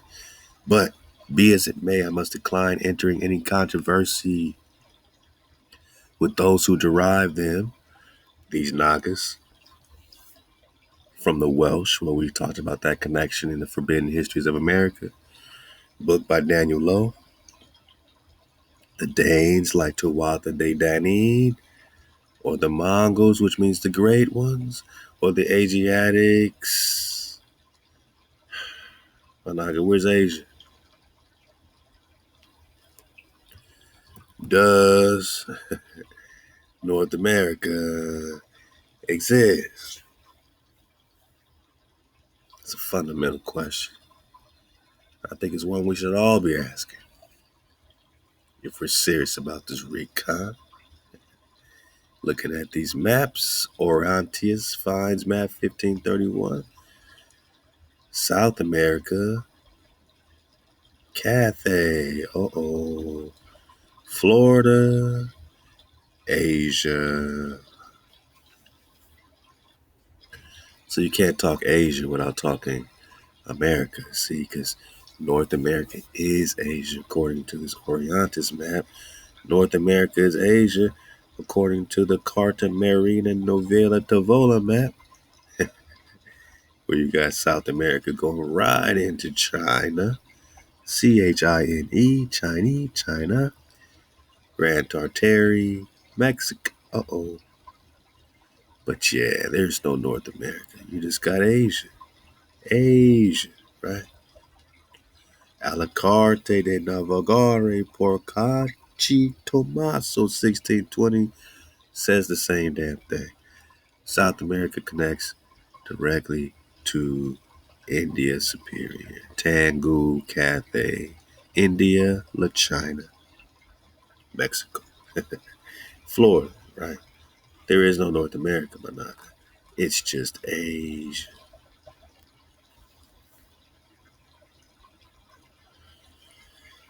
So they are, all these people. These Mongols are these Asiatics. Because Asia is America. And the Mongol means great. And these Mongols, are connected with these great ones, or Hebrews, or Israelites, or even from the 10 tribes, of Israel, headed by Prester John.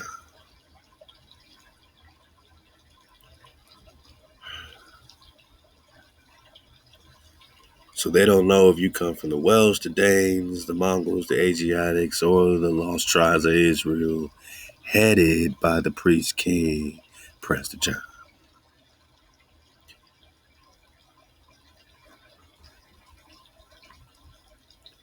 Prester John, India Superior. Prester John's in Asia. Same spot. Talked about the Ganges being connected to the rivers of paradise, the Kanka River. Yeah, the Kanka. India Superior, Cathay. India Superior, Cathay.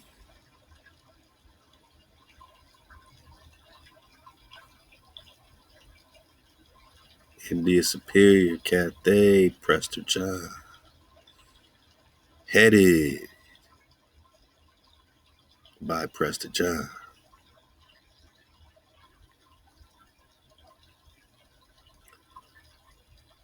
Asia. Mongols. Mongols. Mangi, Mongol, Mongol, Mangi, India, Cathay, Prester John, right? So we see clearly. The further you get out, the darker these Nagas get, huh? And right here is Asia, is India superior, the home of the Prester.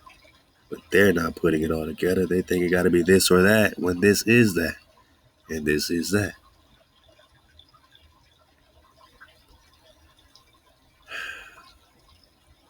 Very interesting stuff here out this Prester John Legend and Sources book. Thai Battle made a complete PDF copy for it. Naga, get it out the drop library. You can get it, just click on book drop. Click on these links. You can download it straight up like we already did. You got it on your Prester packs you popping off. Look out for Prester Pack 2. Get it out the drop shop. Pre-order. Get all the drop right now. It will contain Prester John 62 all the way to this one right here, 83. And then look out for Prester 3. But we're going to keep the links going, keep reserving the links, and keep our time capsules flowing. Allow and while you're in the drop shop, get your reconstruction pack and mod pack and keep popping off, man. Allow for the cons making tribal music. Let's jump into this letter by Jacques de Vitry, and then we're going to get back on that migration, Ishmael migration map left to the bro minister informing, man. So it's all happening right now. So much great information coming in from so many, great cons, man, making great recon. And we don't catch everything, but, we do try to support and, lead you to the water of all the Nagas dropping drops. So, look out for us, man. This is what 432 is all about. We're bringing the drop together as we bring the tribe together. Now, this map or, this source work right here is from 1221. Dated April 18th, 1221, Jacques de Vitry. And then, they're going to go into King David. And just keep all that great drop by Robert Knox as we look into this and, make a, great connection here, man, with this more on more war. And we're also going to bring in some chronology real soon, man. We just, got a lot to talk about. We surfing the wave. Now, this letter written from Egypt details Jacques' state of mind about the stories that were being broadly circulated about King David. In short, he believed them, according to Jacques. The Muslim enemy did too, and in fear sent letters of entreaty to make peace with the Crusaders, which they refused. King David, so they always trying to make terms of peace with each other to fight against who? King David. Wow. Halal HaWah. You're about to see how this connects with chronology. Surfed away. King David was for Jacques the ultimate destroyer, coming to help the Crusaders vanquish Islam forever. So King David is the their anointed, their Christ, right? But he's also the anti-Muslim anointed, right? He's anti anybody outside of HaWah. King David only serves the Creator.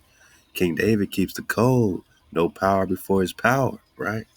So he's against all these hijacks, all these doctrines.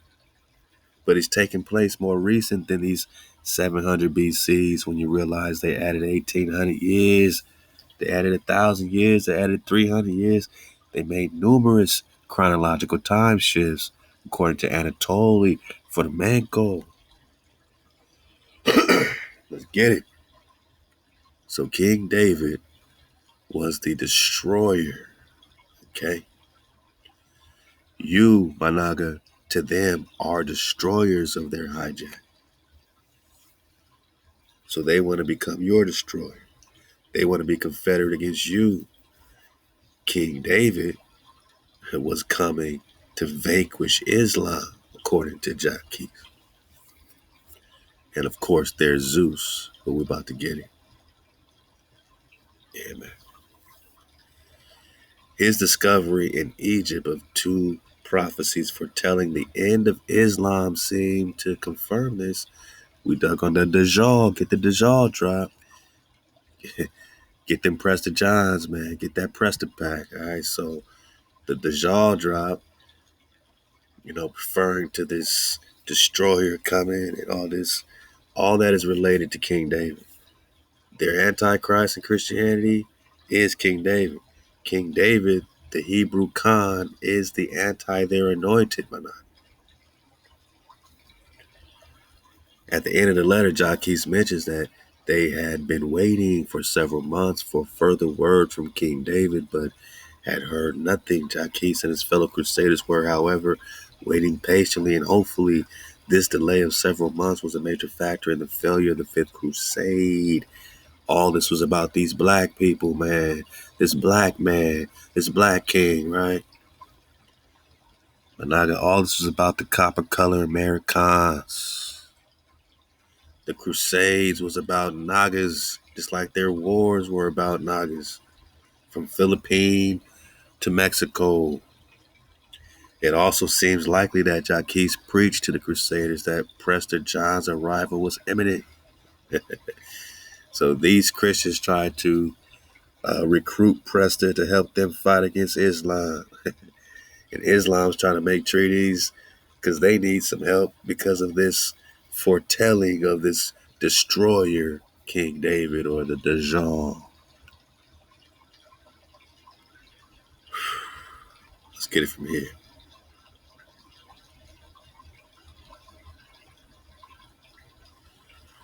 So when we held 4 forts in Egypt, namely Damietta, Tanis, Toronum, in the sand in the castle of Butuvan, on a most large lake, with our situation always getting better, the condition of our enemies taking a turn for the worse, especially since the Saracens were having quarrels and battles amongst themselves. I told you we're going to bring it into the more and more war, because you know what a Saracen's head looks like, huh? Yeah, you see this Naga here, this copper color, curly head Naga? They call this the Saracen, right? The word Saracen, right? A Saracen's head. Are we talking Arab tribes? Well, we're talking the more and more war. Who's on the other side of that? The lost tribes of Israel. Identity, right? So this Saracen head is you. So when they're saying these Saracens are at war, they're talking about the royals are at war.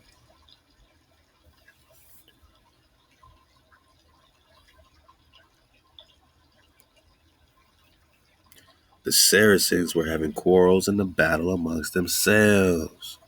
So they're trying to get in where they fit in because you're at war with each other.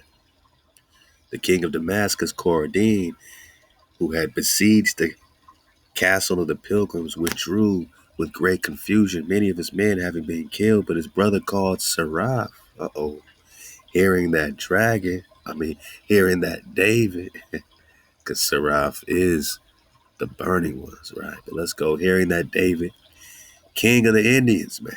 Whoa. So they're calling David the king of the Indians in the 1200s. Had invaded his land and was compelled to return from our parts along with his army. But this King David, a most powerful man and a knight. Who's the knights? Who's the knights? The Saracen head? Who's the knights?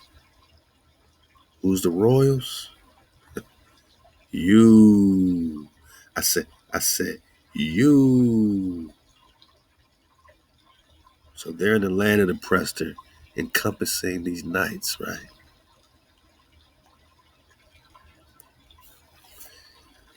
But this King David is powerful man, most powerful man, and a knight, strenuous in arms, fiery in nature, and most victorious in battle, whom HaWah roused in our times to be the hammer of the pagans.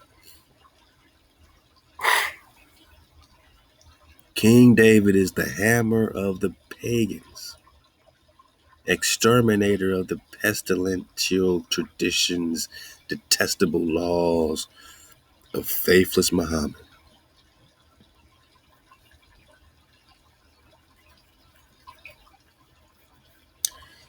So you notice the land of the Prester, right?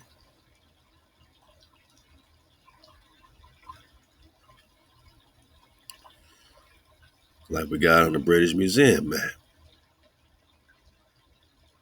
This is America, 1530. And at this, just look at the location of Prester John, Indy Superior. Now I said we're gonna get to this. I just want to show you a quick tip, a quick tidbit.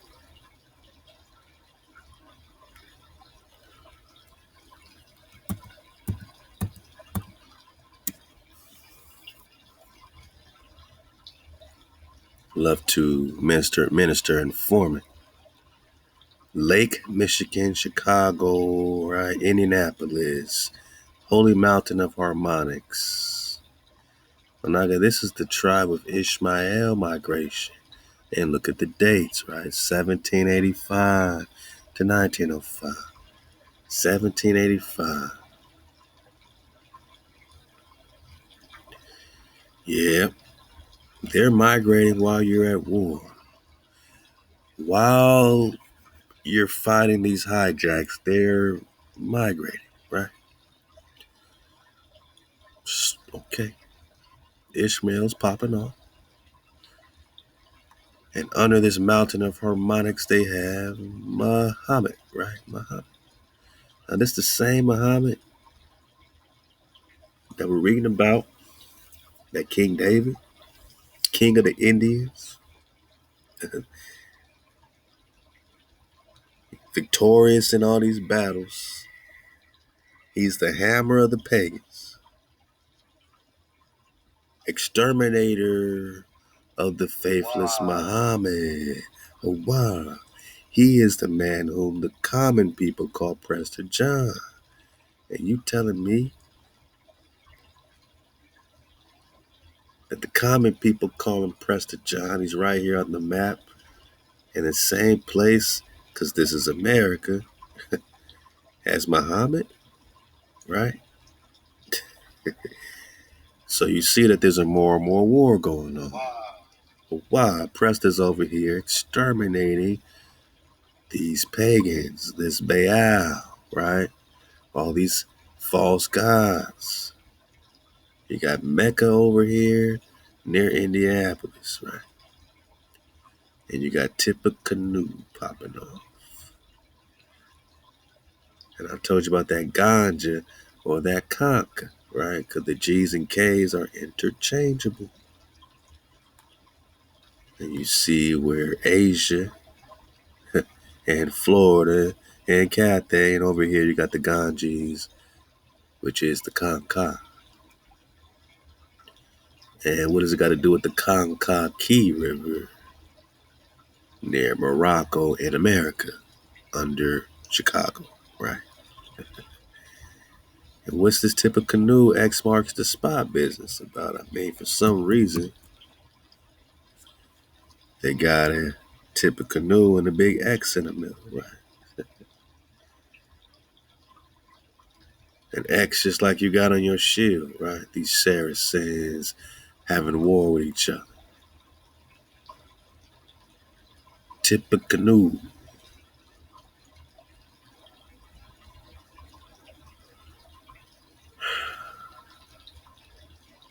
I mean, we really can't make this stuff up. Battle of Tippecanoe, 1811.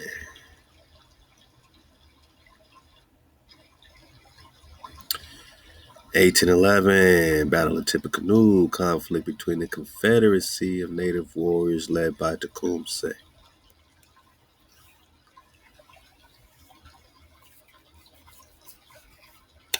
So we're talking about Prester. Tecumseh is a priest king. He's also a Prester. He's fighting all hijacks that are making treaties. He's fighting those other tribes, right, that are confederate against Israel. They have on their map Tippecanoe, who are X marks the spot, and they've claimed Morocco on top of it, right? And a holy mountain of harmonics, Manak, and Mecca, Tippecanoe,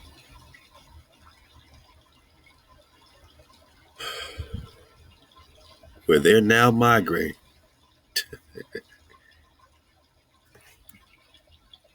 1785,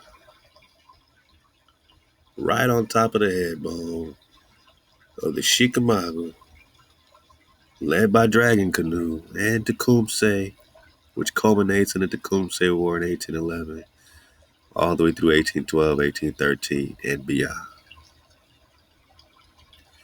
And he's fighting at the Battle of Tippecanoe against these other Moors and hijacks under the treaty called United States Corporation, 1811, Tippecanoe, while they're migrating at the same time as these wars on your head bone is popping off.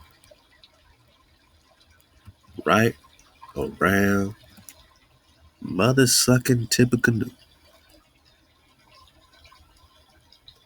So while you're fighting your last stand, they just migrating, man. More Science Temple at Pembroke, small old African town. They're just setting up science temples. Don't mind us, boss. We know you're at war, but we made treaties. Yeah. Morocco formally recognized the United States by signing a Treaty of Peace and Friendship, 1786, while they're migrating, right? They made treaties. A document that remains the longest unbroken relationship in U.S. history, because they would never break from the Pharaoh. With permission of the Pharaoh, they migrate. With permission from the Pharaoh, they migrate through Northwest Africa, Southwest Africa, a maxim with permission of Egypt, Confederacy. We're talking of more and more war, which means we must be talking Psalms 83, man. No matter how many times we get this, it still cuts like the very first time. When you see the extent the hijack's gone to steal everything you are, to steal you, to replace you with phantoms and duplication, iconoclasm, and syncretic, you know what I'm talking about. Syncretinism. Syncretinism. What does it mean to be syncretic, man? Let's get it like that.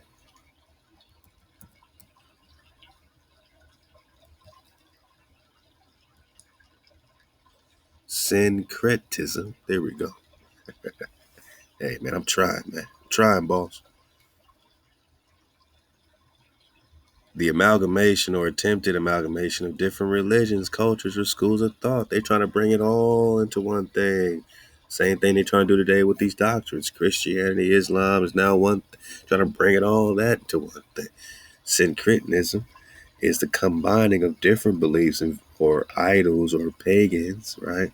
Paganism, syncretism involves the merging or assimilation of several originally discrete traditions or powers, especially in the theology and mythology. Theology means their godhood, and mythology of religion or their own pagan, mythos, thus asserting an underlying unity and allowing for an inclusive approach to other faiths to open doors. They bring it all together to make it more approachable, right? So that the pagan can be a pagan.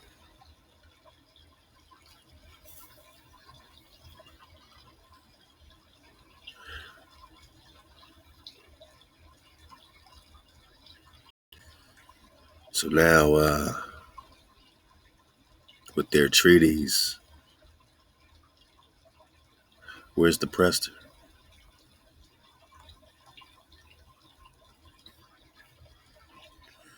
Where's Israel? Where's HaWah? It's all about Ham and Cush now. Where's Shem? The tribe of Ishmael had an exuberant musical tradition all its own and produced many gifted musicians. Well, go Ishmael. Y'all go, man. Y'all pop off, man, because it seems like while you're doing all this musicianship, we're popping off for survival. Psalms 83, the tents of Edom, the Ishmaelites. Whoa, we just belly flopped into that body bag. Then they just tell us about this Ishmael migration. And we reading, and we reading about the tribe of Ishmael and their exuberant tradition of music. Psalms 83, verse 3, for lo, your enemies, HaWah, your enemies are in an uproar, and they that hate you have lifted up their head. To hate HaWah means they don't care about the code. They don't care about the frequency. They ain't listening. They hold crafty converse against your people and take counsel against your treasured ones. They have said, come and let us cut them off from being a nation. Let's start our migration, that the name of Israel may be no more in remembrance, for they have consulted together with one consent against you.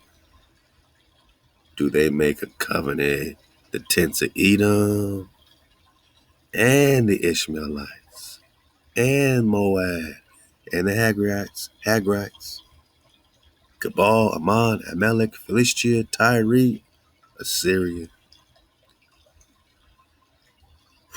They have been in arm to the children of Lot, which means that it's all popping off out of our own cousins, right? Because they're Hebrews, right? They're from Eber.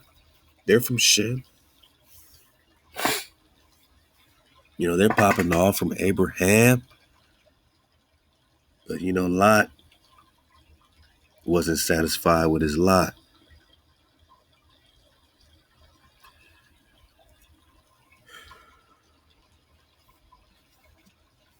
Through an act of incest with his own daughters forms this Moab and Ammon. They don't got the vibration, you know what I'm saying, coming out of this frequency of HaWah, of Jacob, through Isaac, from Abraham. So they join with all the hijacks, including Ishmael, to make a covenant, to make a consulted consent. They consulted together so that you, HaSharah Israel, may be no more in remembrance, that you will be cut off from being a nation, because you are the treasured ones. What does it say in the book of Amos? Chapter 3, Halal HaWah.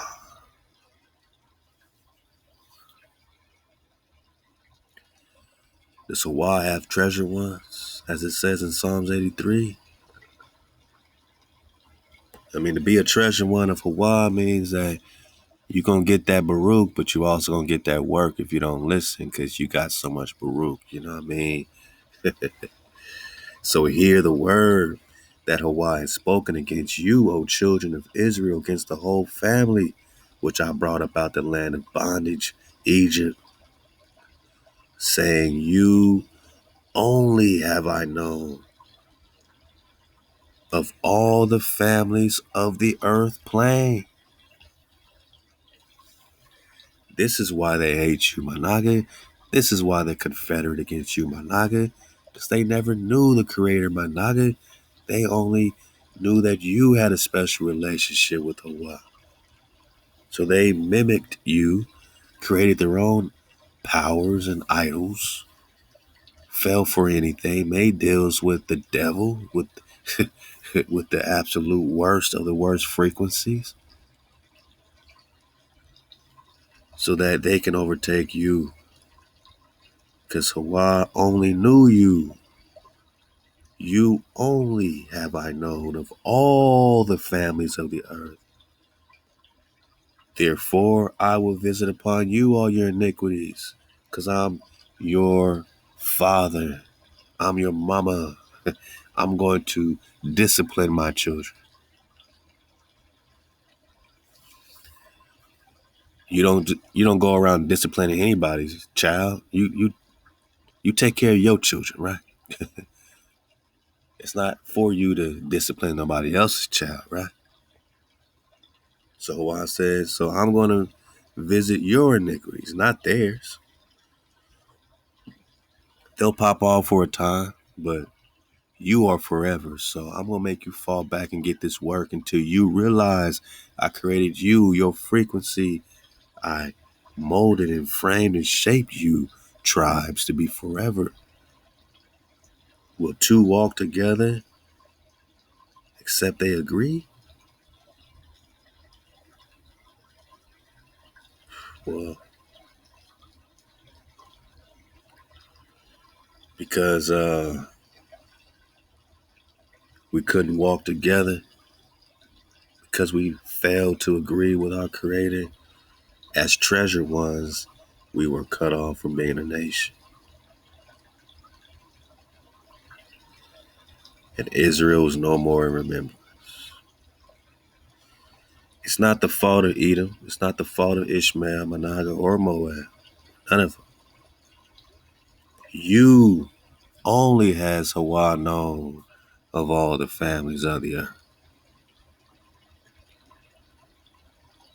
So our iniquities are on us for not listening. And to whom much is given, much is, expected, right? More power, more responsibility.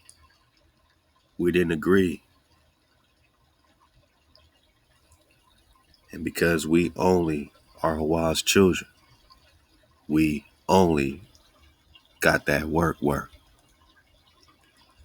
And the whole world has suffered, but you got that work. You know what I'm saying? This is what's happening.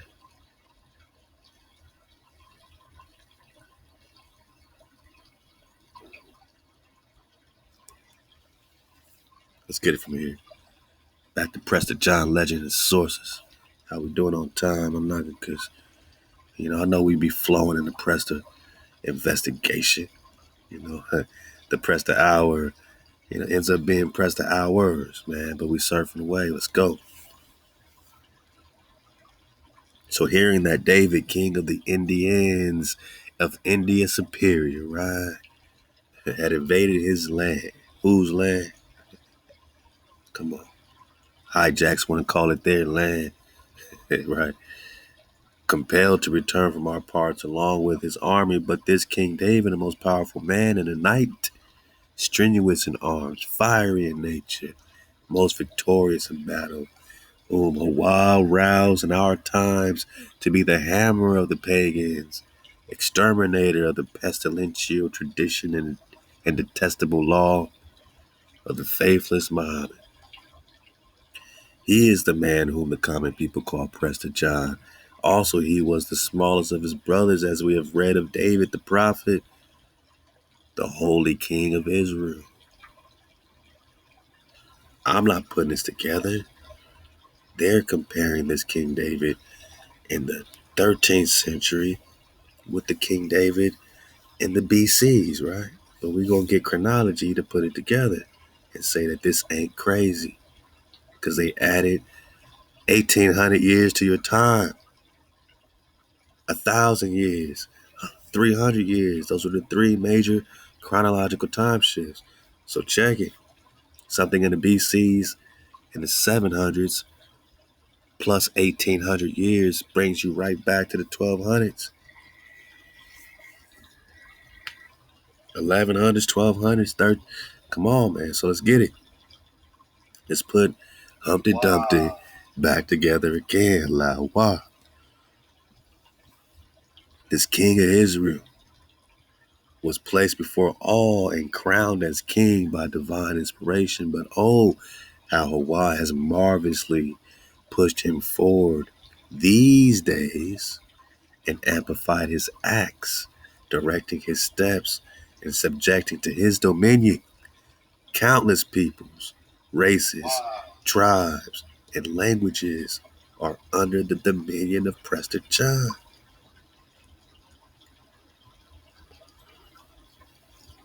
As will be known from the copy of the following track with which we manage, as well as we are able to translate from Arabic into Latin through trustworthy translators, excerpts from the history of the deeds of David, king of the Indians, who was called Prester John by the common people.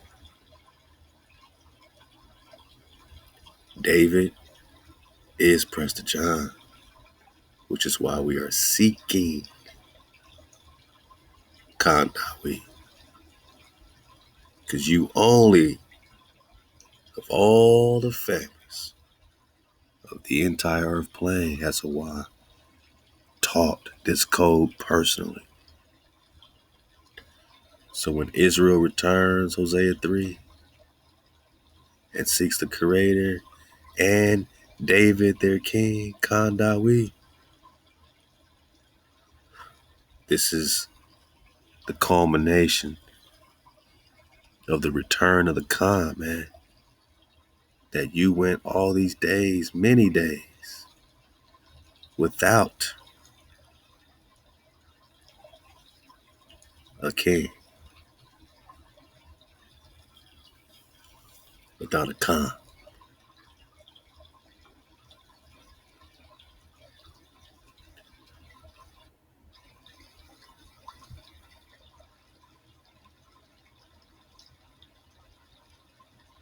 We got so much drive, to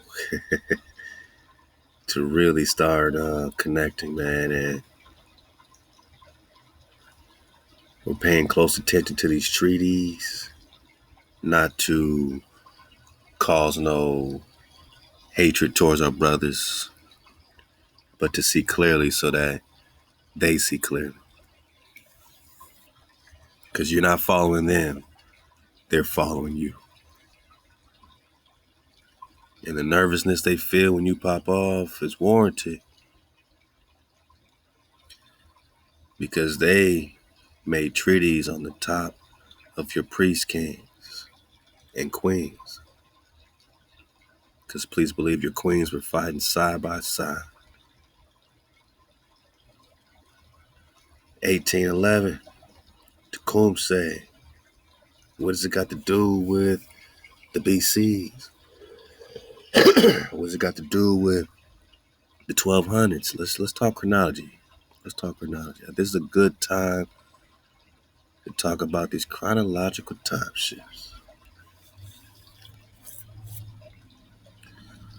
Jumping into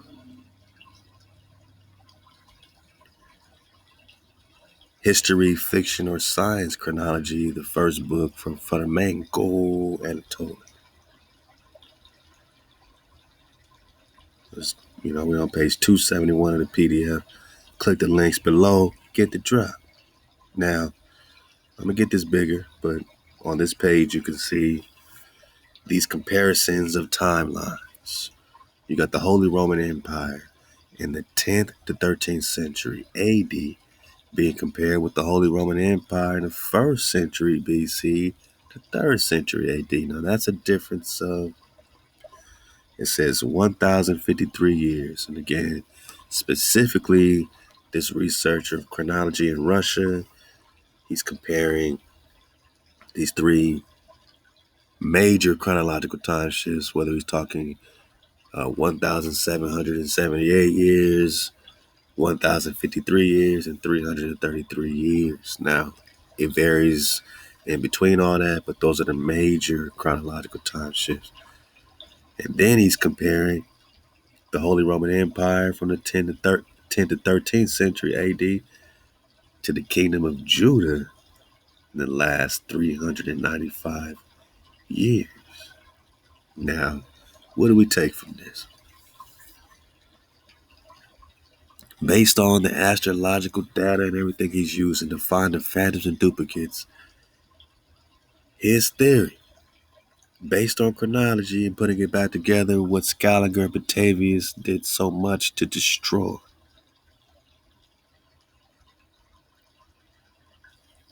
The Holy Roman Empire in the 1200s, 1100s would be comparatively the same as what's going on in their first BC, third century, but which one is the phantom and which one is the duplication? And according to Flamenco, it's all happening much more recent after the 900s. After the 900s.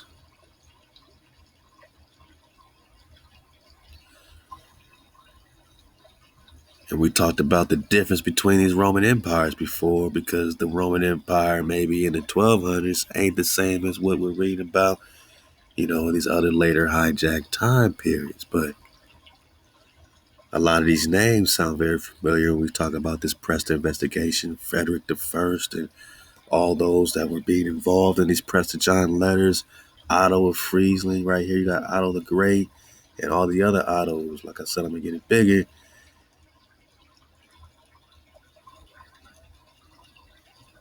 But if the Holy Roman Empire in the 10th to 13th century is being compared to this first BC and a 1053 year time shift gap, 1,000 years being added,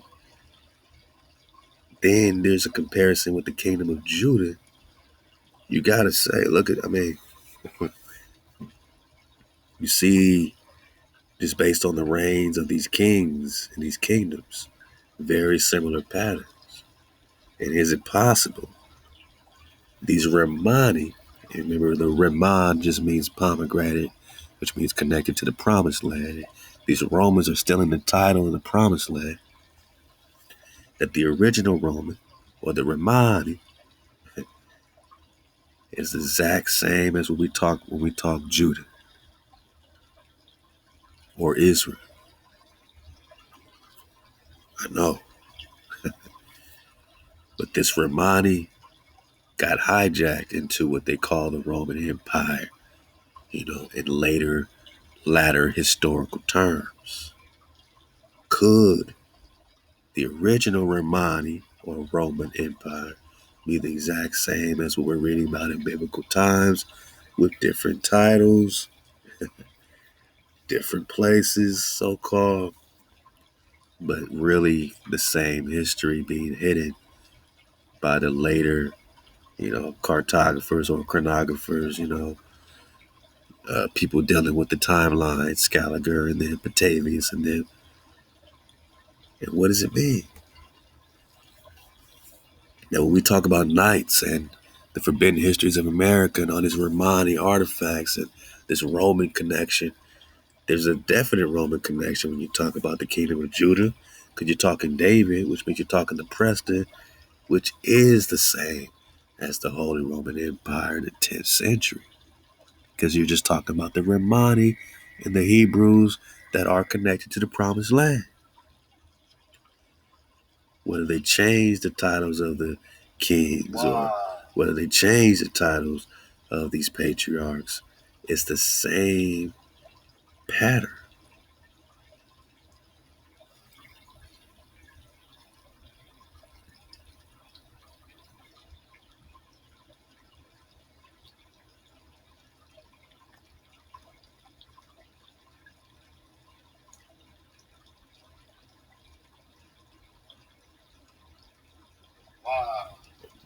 Wow.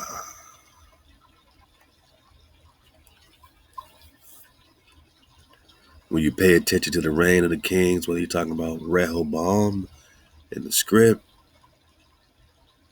It's happening at the same time that there's the same similar reign going on with Henry the First, right? Or Lothair and his short 3-year reign is the same as Abijah. I mean, just look at these similarities. It's uncanny.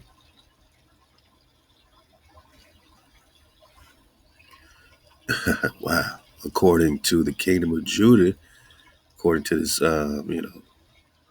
this pattern we're seeing, this diagram, the kingdom of Judah started 928 BC. Shift approximately equals 928 plus 910, which equals 1838. 1,838 year time shift, my noggin, right in your face. Somebody added 1,838 years. And essentially all they did was push back what was happening more recent. They pushed it back 1,800 years, you know what I'm saying? They pushed King David into the BCs. They pushed the kingdom of Judah deep into the BCs to make room for new history. So that you think all your stuff is so old you can't connect to it no more.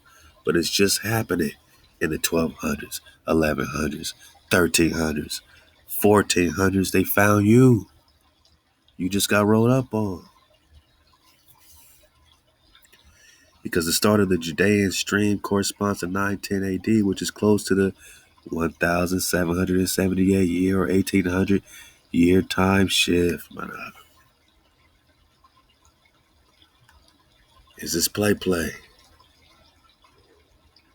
Remember what Anatoly Fomenko was breaking down? Right when we was talking about these time shifts, there's some great video corresponding with these books of the Aquata. We got, I think, all of his books, all of his chronology books right there in the drop library. And this particular link right here, is an oldie but goodie, but really corresponds to how they just dropped us off all over the place. How we was dropped off everywhere in history, man. And like I said, we can't make this stuff up. How many times have they dropped off our patriarchs, our matriarchs? How many times have they severed our connection so that the name of Israel is no more in remembrance? And every time they attempt to hijack us, all we do is keep the water flowing.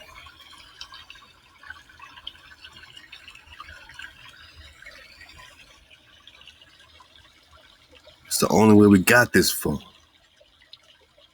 You see what a Naga gotta go through to get you this drop? Steady water flowing.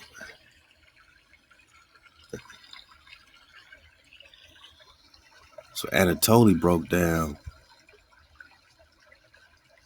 that they would use the same name or, use the same story, add time to it and create a history around it. Add time to it, push it back just to create something that they can now, teach us to get us off track. Change the images, change the titles, but it's all talking about the same situation, the same kingdom, same characters.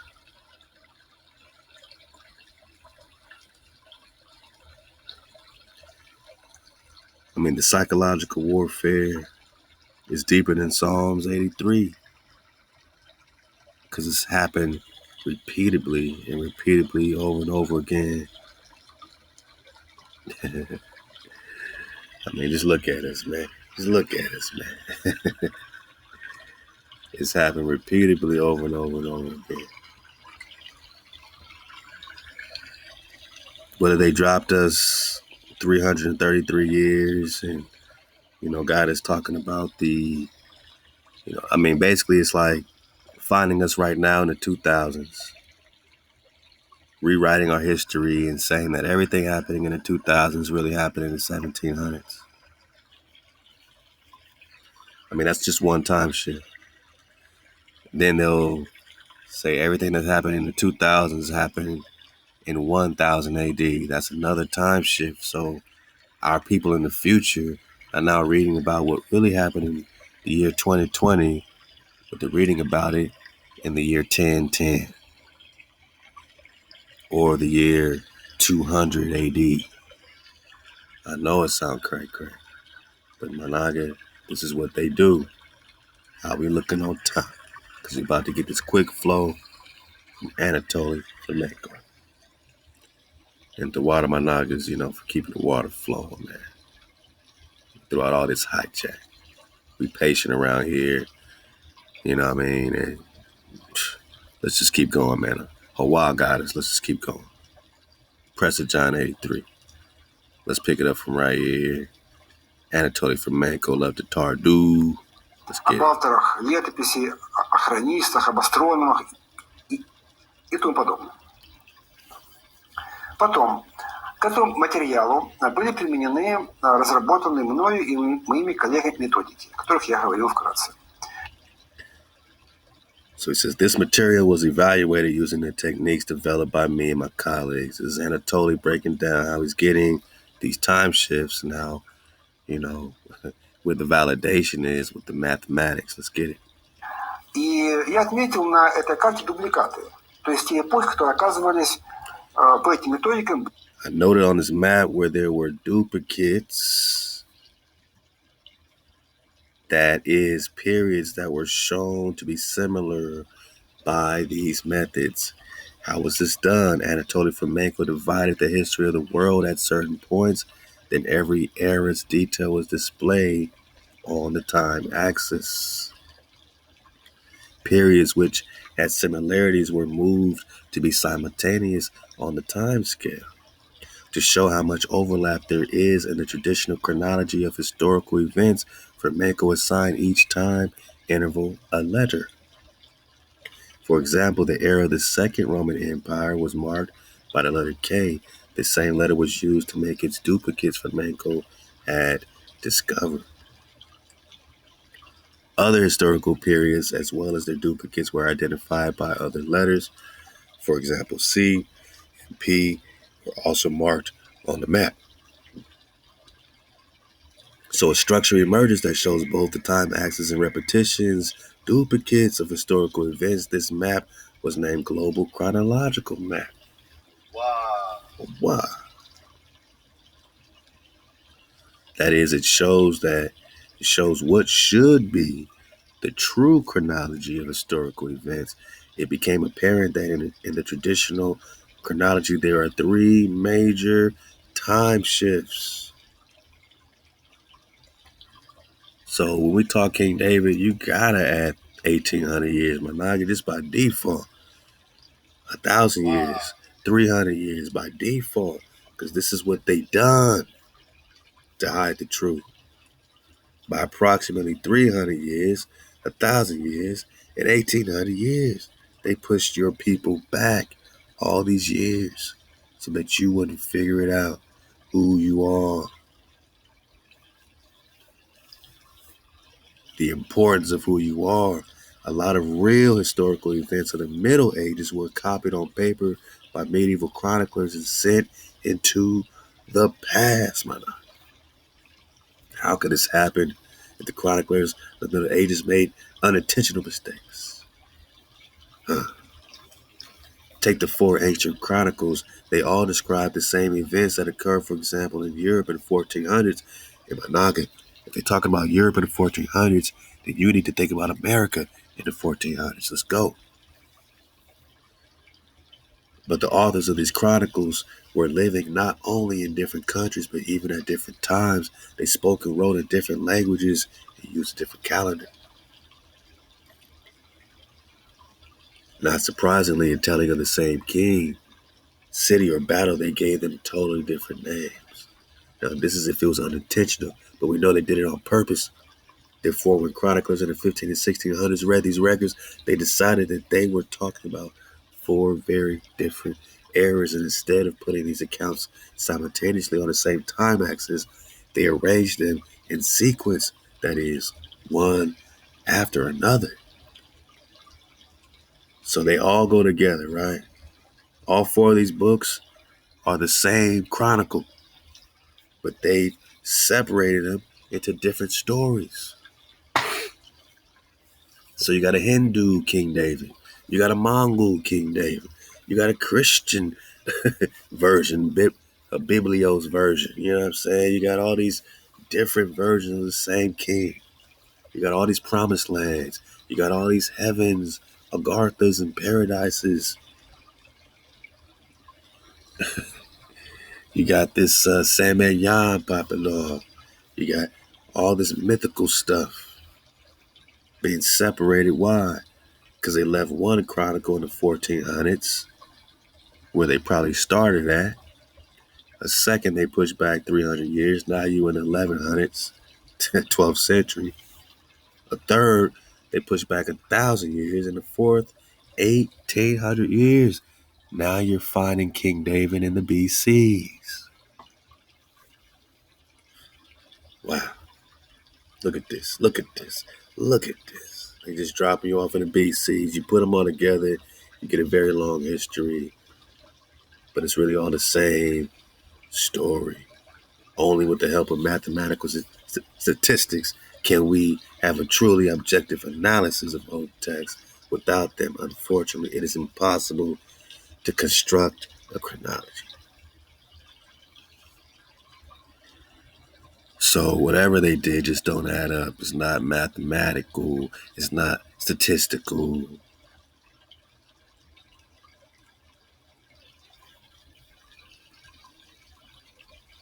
Невозможно. Поэтому до нас подлинная хронология создана. Therefore, to us, the current chronology was never truly established. It was based on very subjective methods. Не была. Она опиралась на очень субъективно трактуемые методы. До тех пор, пока... As long as the chronology did not use the methods of mathematics, statistics, and astronomy, the field of history will be very subjective and have a very shaky foundation, man. Go get the drop. Go get the drop. Because I'm just surfing the wave with some history or some science fictions, man. You know what I mean? I'm just, all these are long, you know what I'm saying, well calculated, you know what I'm saying? I mean, all the experimentation is shown right before your eyes, man. Just surf the wave with flamenco and see, how this adds up to you. He's talking Scaligerian chronology. He's talking about, what's happening in the Biblios, and again, I don't agree with all his conclusions because he wants to bring everything to Russia. But I ain't mad at that, knowing that Russia, is us. We are this Asia. All this is one.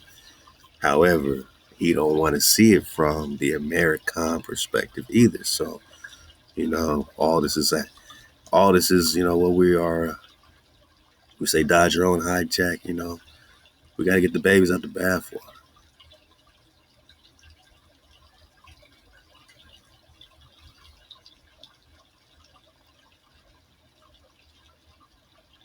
Let's back it up a little bit. It's getting too good to us. Let's back it up a little bit.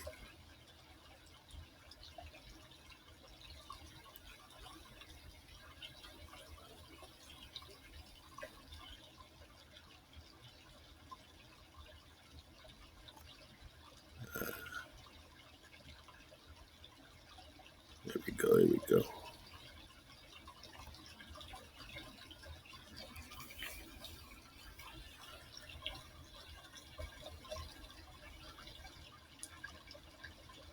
I'm just digging on this doomsday stuff, and he's going to go into the apostle, John and all that. I mean, I'm going to leave it here for you, man. It's just amazing, you know what I'm saying? How much trickery was going down with this chronology. 1492 AD, which was the year 700 from Adam of the Byzantine era. So, damn, man, it's 1492 is the year 700 from Adam of the Byzantine era. According to the tradition of the epic, Doomsday was supposed to have happened that very year. Well, bang, here comes Columbus. Doomsday. Wow. The apocalypse is thus concerned with the advent of the Judgment Day, expected in 1492. The first lines of the apocalypse state explicitly, because the time is near. That should mean proximity of the year 1492 or the year 7000 since Adam. Note that it was in 1492 that Columbus set out to sea in the age of doomsday expectations. So their oracles was like, yeah, go get them. This is the time. Therefore, our independent astronomical dating of the apocalypse or the year 1486, that is 6,994 years from Adam, corresponds ideally with the content of the book. The apocalypse was written only 6 years before the expected end of the world in the 15th century. Go get the drop, man. Oh, there is one other drop I wanted to surf on over here in this chronology, man. What is it?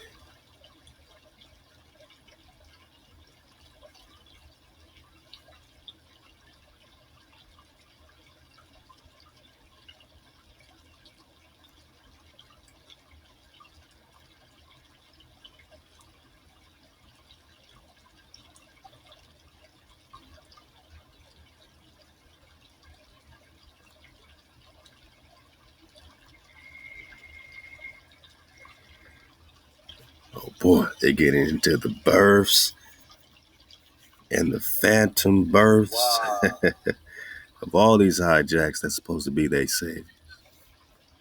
Page 51. Let us quote several examples. The Bible says,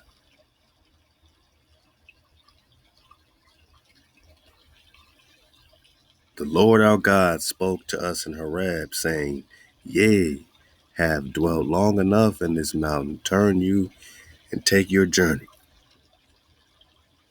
to the land of the Canaanites. Theologians vocalize Canaan as Canaan and localize it in the desert near the Dead Sea coast. But another vocalization is possible, Canaan in Sinoa, Genoa, as a variant of Genoa, the area of Genoa in Italy. Apart from that, the word Canaan sounds like the land of the Khans. Khan. Because Canaan is a lot of times either with this K or even they drop the K and they leave the Anan, and then you're back to, say it with me, Antioch. You know what I'm saying? So sometimes they put the C, sometimes they don't. So we don't know if they're talking Canaan like Canaan, in the lineage of Ham and all that. Or you're talking about Canaan as in Canaan or Anion or Anan. You know what I'm saying? We see that a lot when we look at that genie site. They put the C's, they put the CK, or the CH, or sometimes they just put a H like Hanan, or sometimes they just go Anan. They're different one-letter rules that Horace Butler was trying to warn us about. Shout out to Horace Butler, man. It's all to the good. Because we just talking Anion. And Anon or Anion, is Arnon, right? Arnon has to do with a border with Moab and back to the More War. Anion, same thing. Remember we were trying to, get that drop about Anion back in Prester John 41. And, it was very interesting surfing through that. And, I think that's where we're going to pick back up in 84 is getting back on this Anion flow. And it's pretty, look, they've done so much to cover up these places and titles, and, turning Anion into Arnon and Arnon into Anion and all that stuff. So, this is going to be really a perfect place to pick up as the hijack is never late, man. Anion, referring to this Anan or this Kanan, also connects, directly with this, who is it? Well, we talked about Hanan, right? But Hanan was also the brother of Soliman, according to certain genealogies. And all of them are, sons of the Prester, sons of Dawid. And every time they try to hijack me, we've learned all we got to do is keep the water flowing and keep the fire burning. Whether we're talking the lake of fire with all the melanated Nagas be at, the land of fire, the Terra Fuego, that they want to make it, into this, devil palace, devil lands, Antarctica, all these places must be devil this. And when they say that, they're just referring to the dragon, the Drakan, the dragon, the Seraph, not the devil. The adversary is them. And the adversary loves making something else the adversary. Yeah, we're just talking the borders, the boundaries. Arnon is very important in the script. We've got many scriptures, talking about that. A lot of my Nagas love the groovy, Huey, breaking down Great Drop, man, all around the Arnon, Anion flow as well. So many of my Nagas been building on this Arnon, Anion, because they've done so much to separate reality and turn it into some type of fantasy duplication, some type of fiction. Then they even took Anion out the script, right? And they replaced Anion, not just in the script, but in all these books. And we caught them slipping in the algorithm. But they replaced all the Arnons or all the Anions, and they put an R right there. They just say Arnon.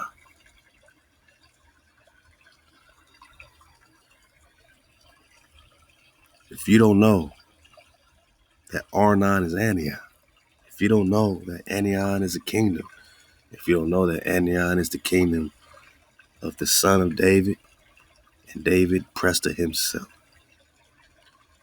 then you'll be missing the whole story when you talk about these border wars, this Moab, Arnon, Anion situation. You know what I'm saying? That all this was about a recent time period that's connected with an ancient time period that connects to you, to my Nagas to this day. Because they've been on that play. And in Prester John 41, dodging her own damn hijack just to get back here for the dismount. And we'll pick it up in Arnon, Anion, for the next one. But just look at the extent they went through to hide Anion and change it in the algorithm. Even in Google, everything was changed to Arnon, man. I can't make this stuff up. Keep going. In numbers, it is simply Anion. Anion, River Anion. Anion River. River Anion. In numbers, it is simply Arnon. Alright, so you see this Anion and Arnon sort of switcheroo. Bang. So I say, can I find any of these translations that are still using this Anion instead of Arnon? Because we're about to get on this Anion, man. We about to blow it wide open, man. Halal HaWah, Shabbat Shalom, man. Wow. Home team, stand up. Let's get it. Prester John 41. Let's go. from the river Arnon. So just click on it. All right, so it tells you here from the river Arnon unto Mount Hermon, and Anion was the boundary coast.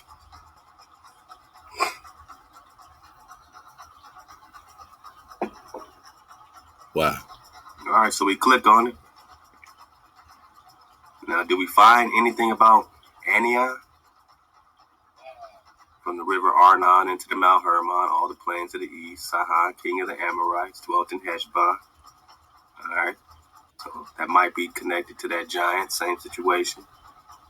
Bank of the river Arnon, from the river, middle of the river, all right, onto the river Jabot.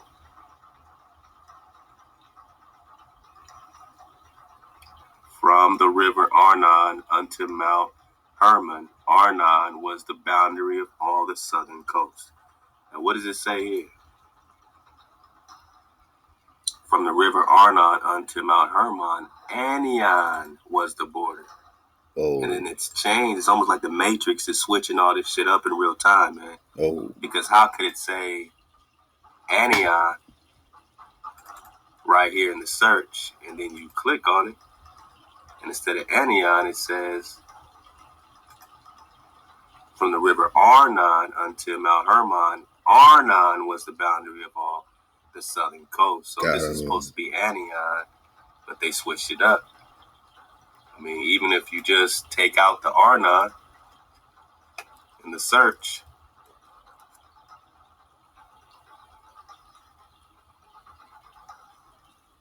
I know it's small, but you're gonna be it's still gonna give you Arnon, even though I'm just searching Anion. So Anion is gonna come up Arnon.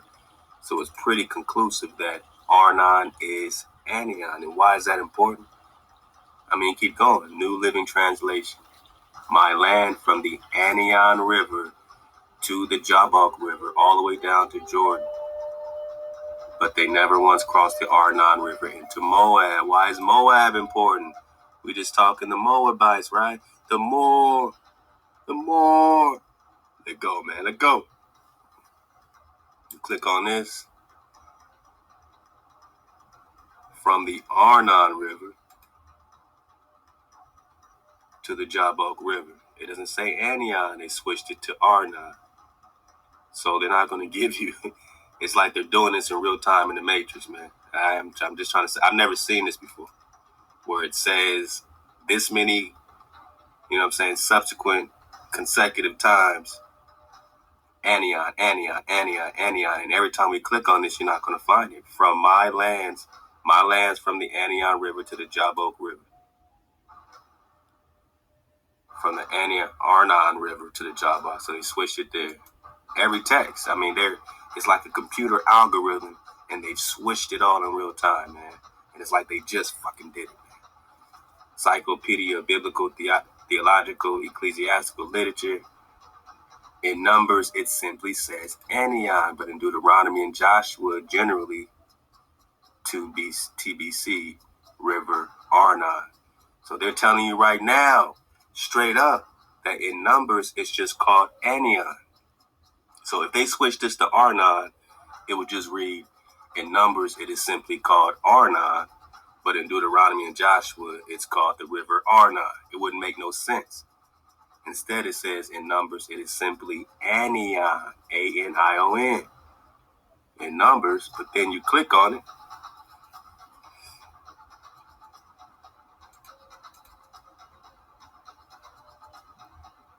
We're looking up the Arnon here.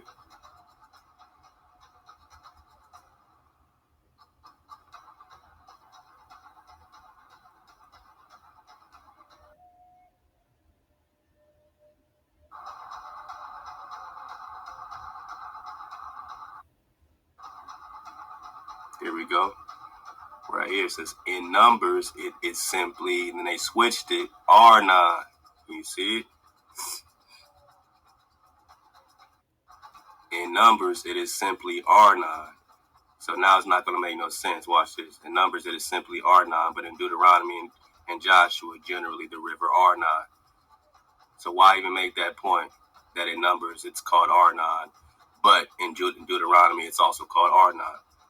It don't make no damn sense. So they're clearly switching this shit in real time. like some algorithm, man. In Numbers, it is simply Anion. But in Deuteronomy and Joshua, it's Arnon. Now, go get the drop, man. Prester John 41. Right now, we on 83, going into 84. And when we say Anion, man, we connecting all these sources and documents, man. You know what I'm saying? We're connecting the mythical straits of Anion, which is the Bering Strait, which will be right here in the middle, you know, connecting the land of Prester John to Marco Polo's Asia. And we know that this is still Asia because according to the Orientis and according to, you know what I'm saying, all these maps, man, you know what I mean, 1,500 maps, this is still Asia. This is still Asia. This is just Asia. Man, we just talking Antioch, which Marco, which Prester John is placed right there, not far from Mexico, right? You can check out the David Rumsey collection. He's breaking down these maps as well of who the Anion, the Anion Regnum, the Quivera or Hebrew in America. These are kingdoms, just like Robert Knox said that there were already kingdoms and civilization popping up. You know what I mean? But they want us to believe that the more would like us to believe in their migrations of Ishmael. This is all about Morocco, you know? Not Antioch, no.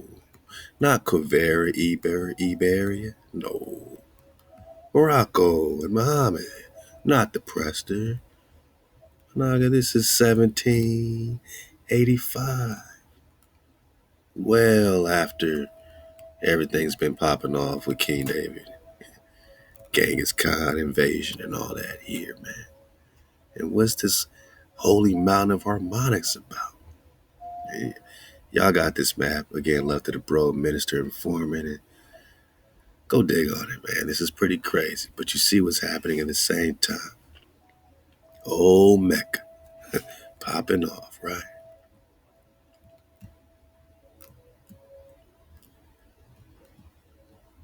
Yeah, you know, I love my maps, man. And I'm also going to drop this corresponding link. You can actually, you know, tell how they was migrating. Curio Americana Ben Ishmael's tribe, huh?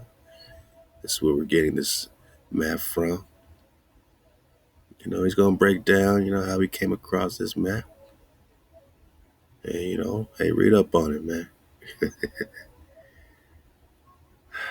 Because they're all over here acting like we ain't over here. You know what I'm saying? Black America struggling to survive out of slavery. You know what this Black America was struggling to survive, man? They were struggling to survive and all these damn wars on their head. This is where they were struggling. And these treaties that the more ish were making, the great ish were making, made it even harder for us, but easier for them to migrate on us. So Anion is no longer in remembrance, right? The Anian kingdoms, Quivera, no longer in remembrance.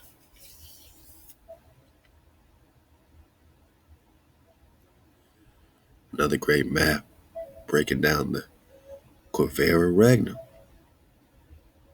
is noted in the North American West, a city described to Coronado as rich in gold. This is why Quivera is no longer in remembrance, because it was a city of gold with lordly rulers.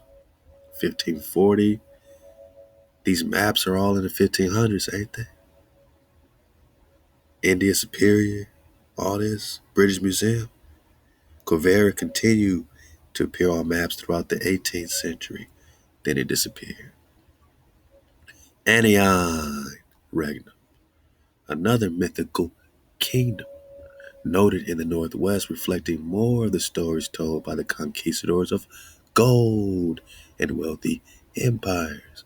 Papal Bull Doomdi verses 1452 said to take out these empires, take out these kingdoms, subjugate these Nagas, because you had kingdoms. You're not no savages. You are the founders of the highest level of science, mathematics, arts, right here in India Superior, found in the North American continent. They got kingdoms on kingdoms on kingdoms, land of the parrots.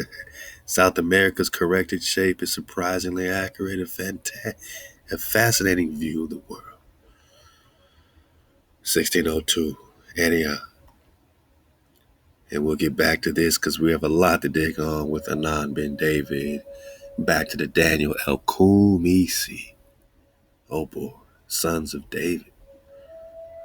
Anion or Anan? Anan bin David, head of the Jews during Babylonian exile, which would make him an exilarch. The office was a hereditary one. Exilarch, to be a leader of the Khans, was a hereditary, needing the confirmation of the ruling caliph, which Anan failed to obtain. Because the ruling caliph made who exilarch? Daniel, right? During Babylonian exile. So, this Persian captivity, Babylonian captivity, Daniel was, brought high. He's chosen by the ruling caliph. Anan was chosen by his people. Not, that's like the president of the United States choosing the leader of black people. But black people are supposed to choose the leader of black people, right? That doesn't make Daniel, a hijack. It means that he was brought up, specifically within those ranks, you know what I'm saying? Because of his talent and abilities being, David's bond. This is Kiliab. Kiliab means perfection of the Father. He was a perfection of David himself, and he was raised up high because of his prophetic ways and his abilities. It's just what it is. So he was raised up high, but to the Nagas in captivity, hey, they can't choose our exilarch. They can't choose our leader. We're going to choose our own leader. And that became the, beef between these, factions or brothers or, who's the real exilarch? Who's the real leader of Israel, right? He therefore declared himself anti-exilarch, an action that caused him to be jailed by civil authorities. So he was going against the grain, his Anna. Oh boy. Then we got to dig back into Carey-ism, but the Kara is the Kara Katan. And Kara just means melanated for the dismount. My naga, best dismount of all time. Let's get it.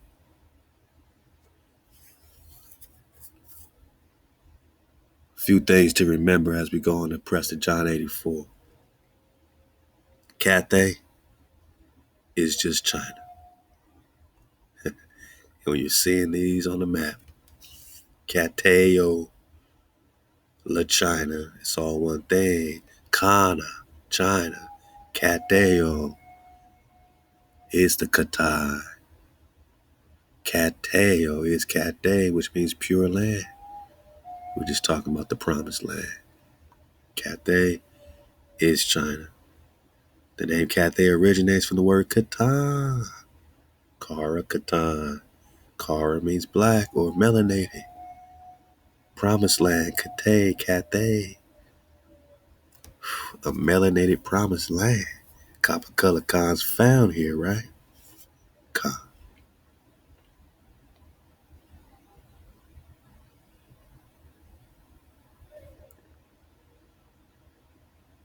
Kara, Kata. Yeah, man. Kara Kata existed as a great empire in Central Asia. Where's Asia? During the later 2/3 of the 13th century, the word Khatan or Kitai is the source of Cathay. So when reading about the Shalak about the Mongol history, they keep talking Kitai, they mean Cathay, and Cathay is right with you and me, right? In India Superior. Even on their Orientis maps of Asia, America, South America, there is no North America. It's Cathay, right? Cathay all over the place, or they just say China, China. Or Cathay, India Superior, China, bang. Same as here. Over and over again. 4 or 5 maps on your headphone saying the same thing in the 1500s, including this one out of the British Museum.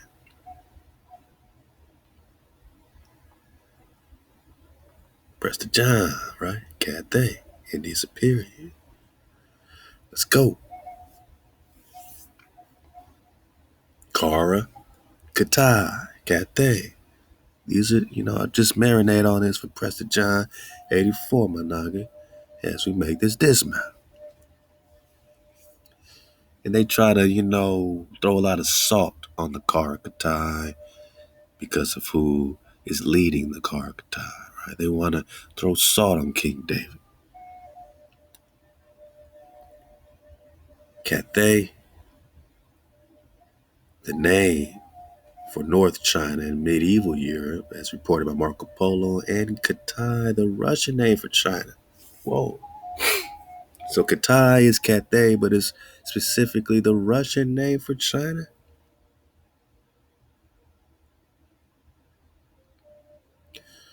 See, when we talk about Marco Polo's age,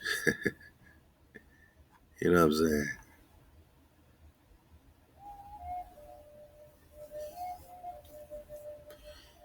Asia. This Asia is Russia, right? Russia. Same thing as you would see, on a map like this, right? Which would all be called Asia, but it's Moscow. Moscow is also Moses, Moshe. All this is connected with Moses. Russia are the Rus. The Rus, Managa, are you.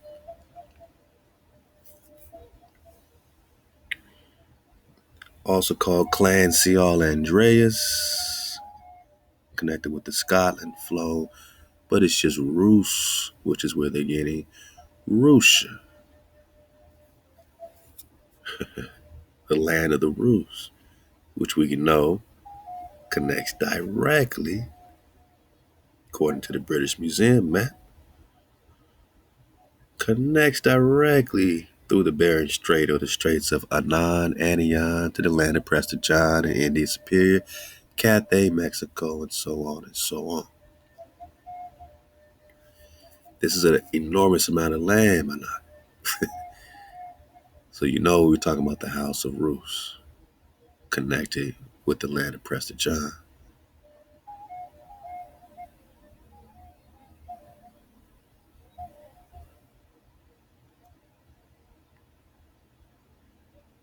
Oh yeah, we got a lot to get into.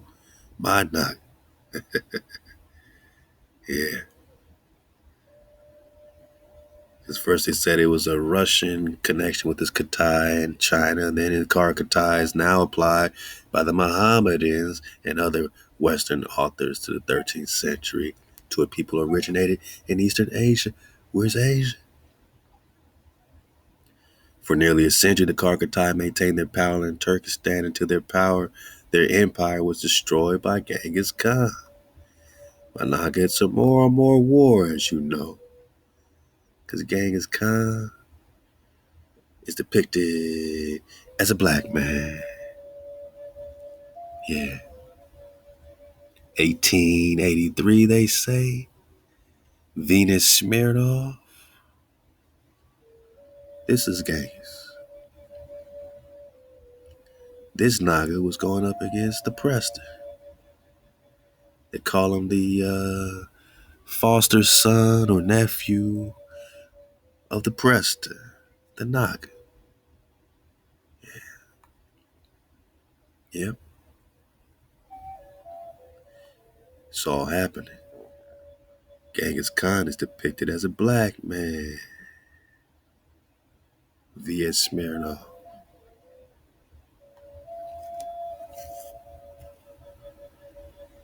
Just remember these things for Prester John 84 because we're going right in, man. Taking our time. Genghis Khan, the black man, destroyed the Karakatai, right? Right. He went to war with the Prester, then took the title Khan, who, after having subdued the Tartar tribes of Mongolia, made several interruptions into China and the Tangu Empire. Managa, where's Tangu? Tangu is also in so-called North America. See it at the top?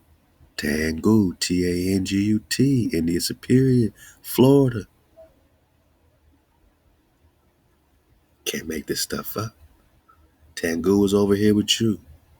Tangu, Tangut, is over here with you and me. And Genghis Khan destroyed the Karakatai, made several interruptions into China and the Tangu Empire, directed his armies towards the west, and there it was next the turn of the Karakatai.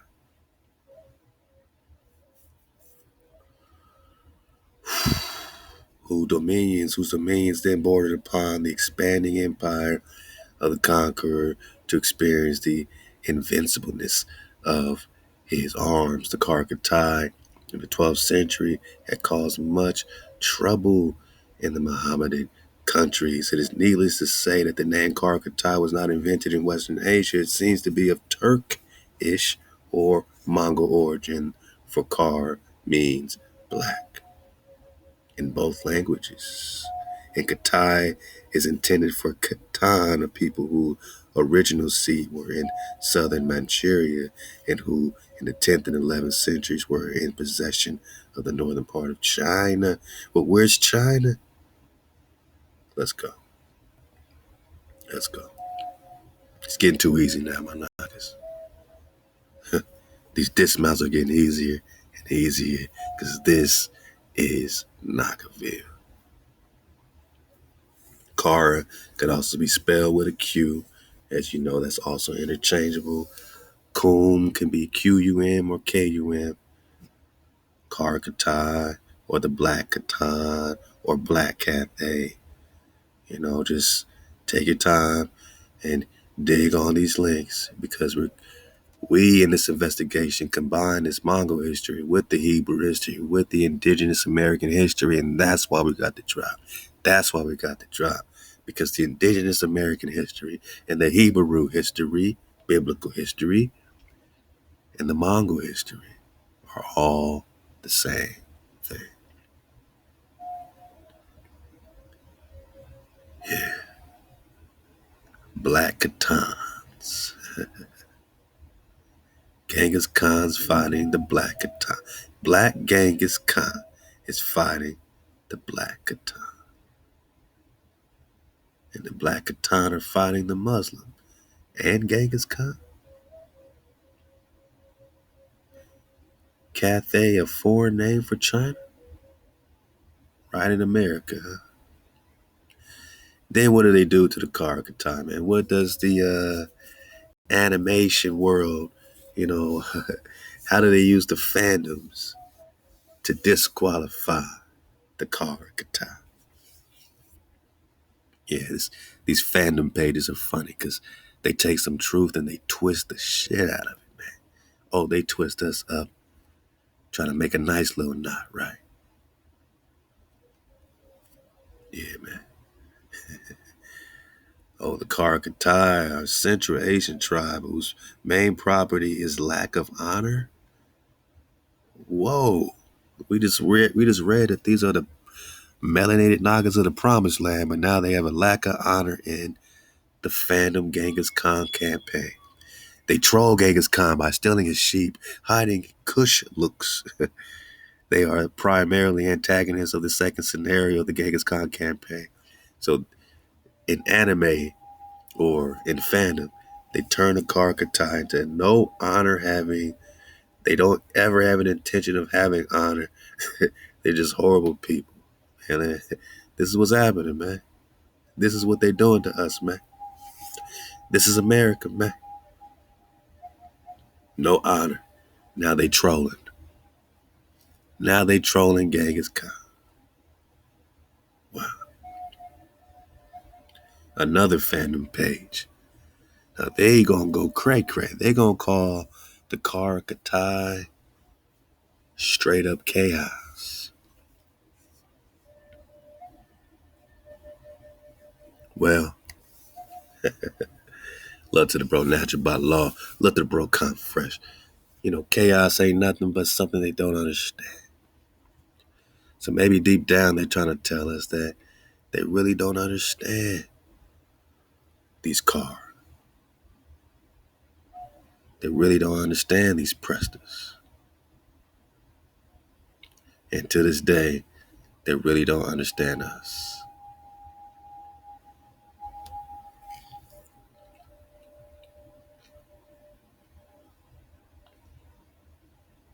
And we gonna dodge every single hijack they throw.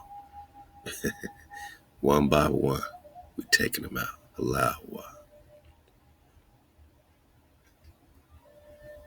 Kara means black or swarthy.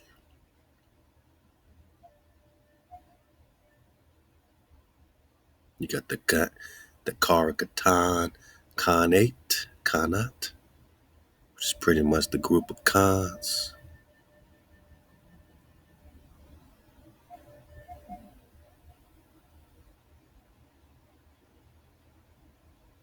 The empire was usurped. The Karkatans also called the Halakadan, okay, as they refer to themselves, Black China, but China ain't black no more, right? China can't be black no more, right? Can't be Nagas no more, right? You see what's happening, man. You see what's happening, man. Oh yeah, we're gonna dig more on this, man. We see they in hijack mode heavy. They in hijack mode heavy over there, man. Heavyweight hijack.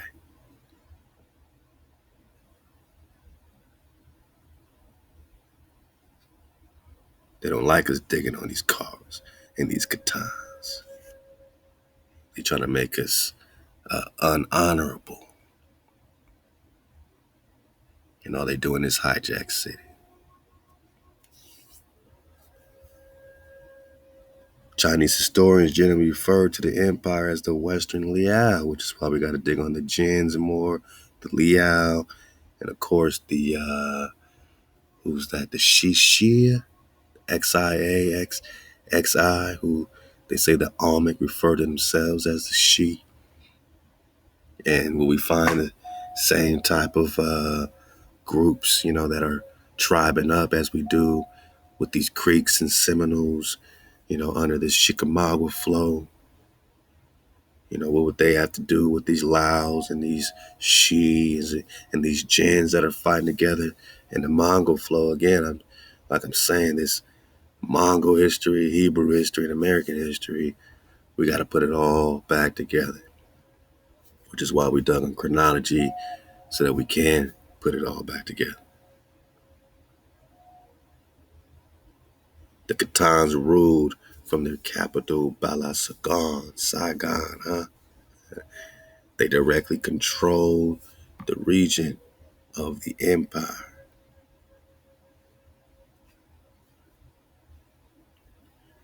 The rest of their empire consisted of highly autonomous, vassalized state, primarily Khwarizm and Karluks and Gao Kong Uyghurs. And these ogres, connect back to this ogre flow. All right. Putting it all together, man, in real time. Just getting out to this other paragraph here. The Jerkons refer to the empire as Dashi, connected back to the yellow Dashi, after their founder, to reduce any claims the empire may have had to the old territories of Liao dynasty. Muslim historians initially referred to this state simply as Katai or Cathay. It was only after the Mongol conquest that the state began to be referred to in the Muslim world as Kara Katai. And again, on the same line, Kara Katai literally means Black China.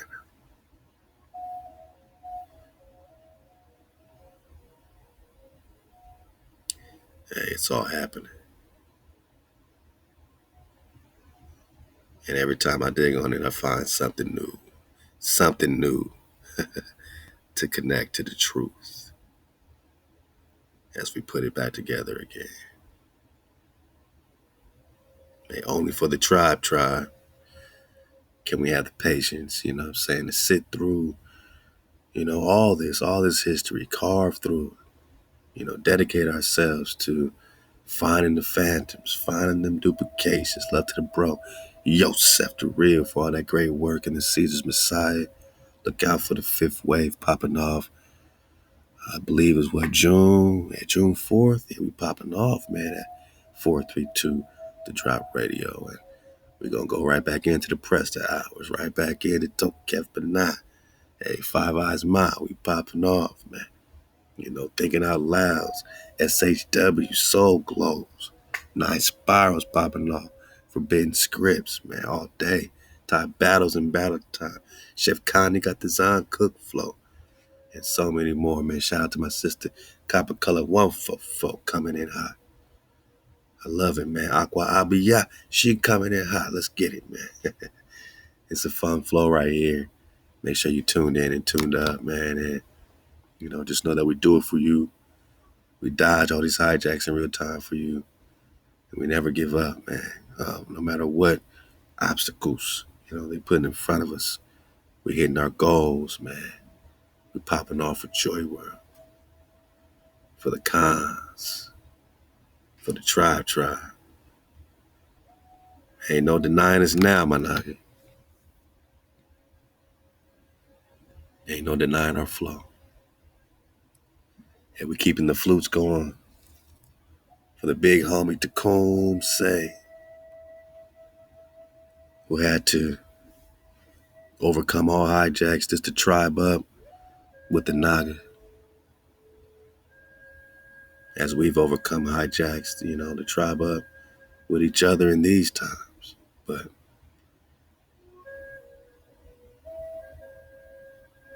the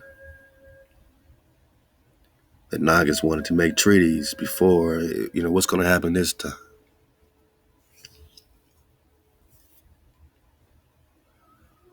The hijack presented an offer some Nagas couldn't refuse before. What's going to happen this time?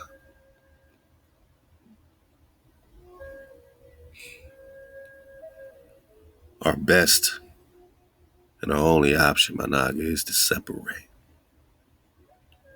and to keep the code for Nagaville.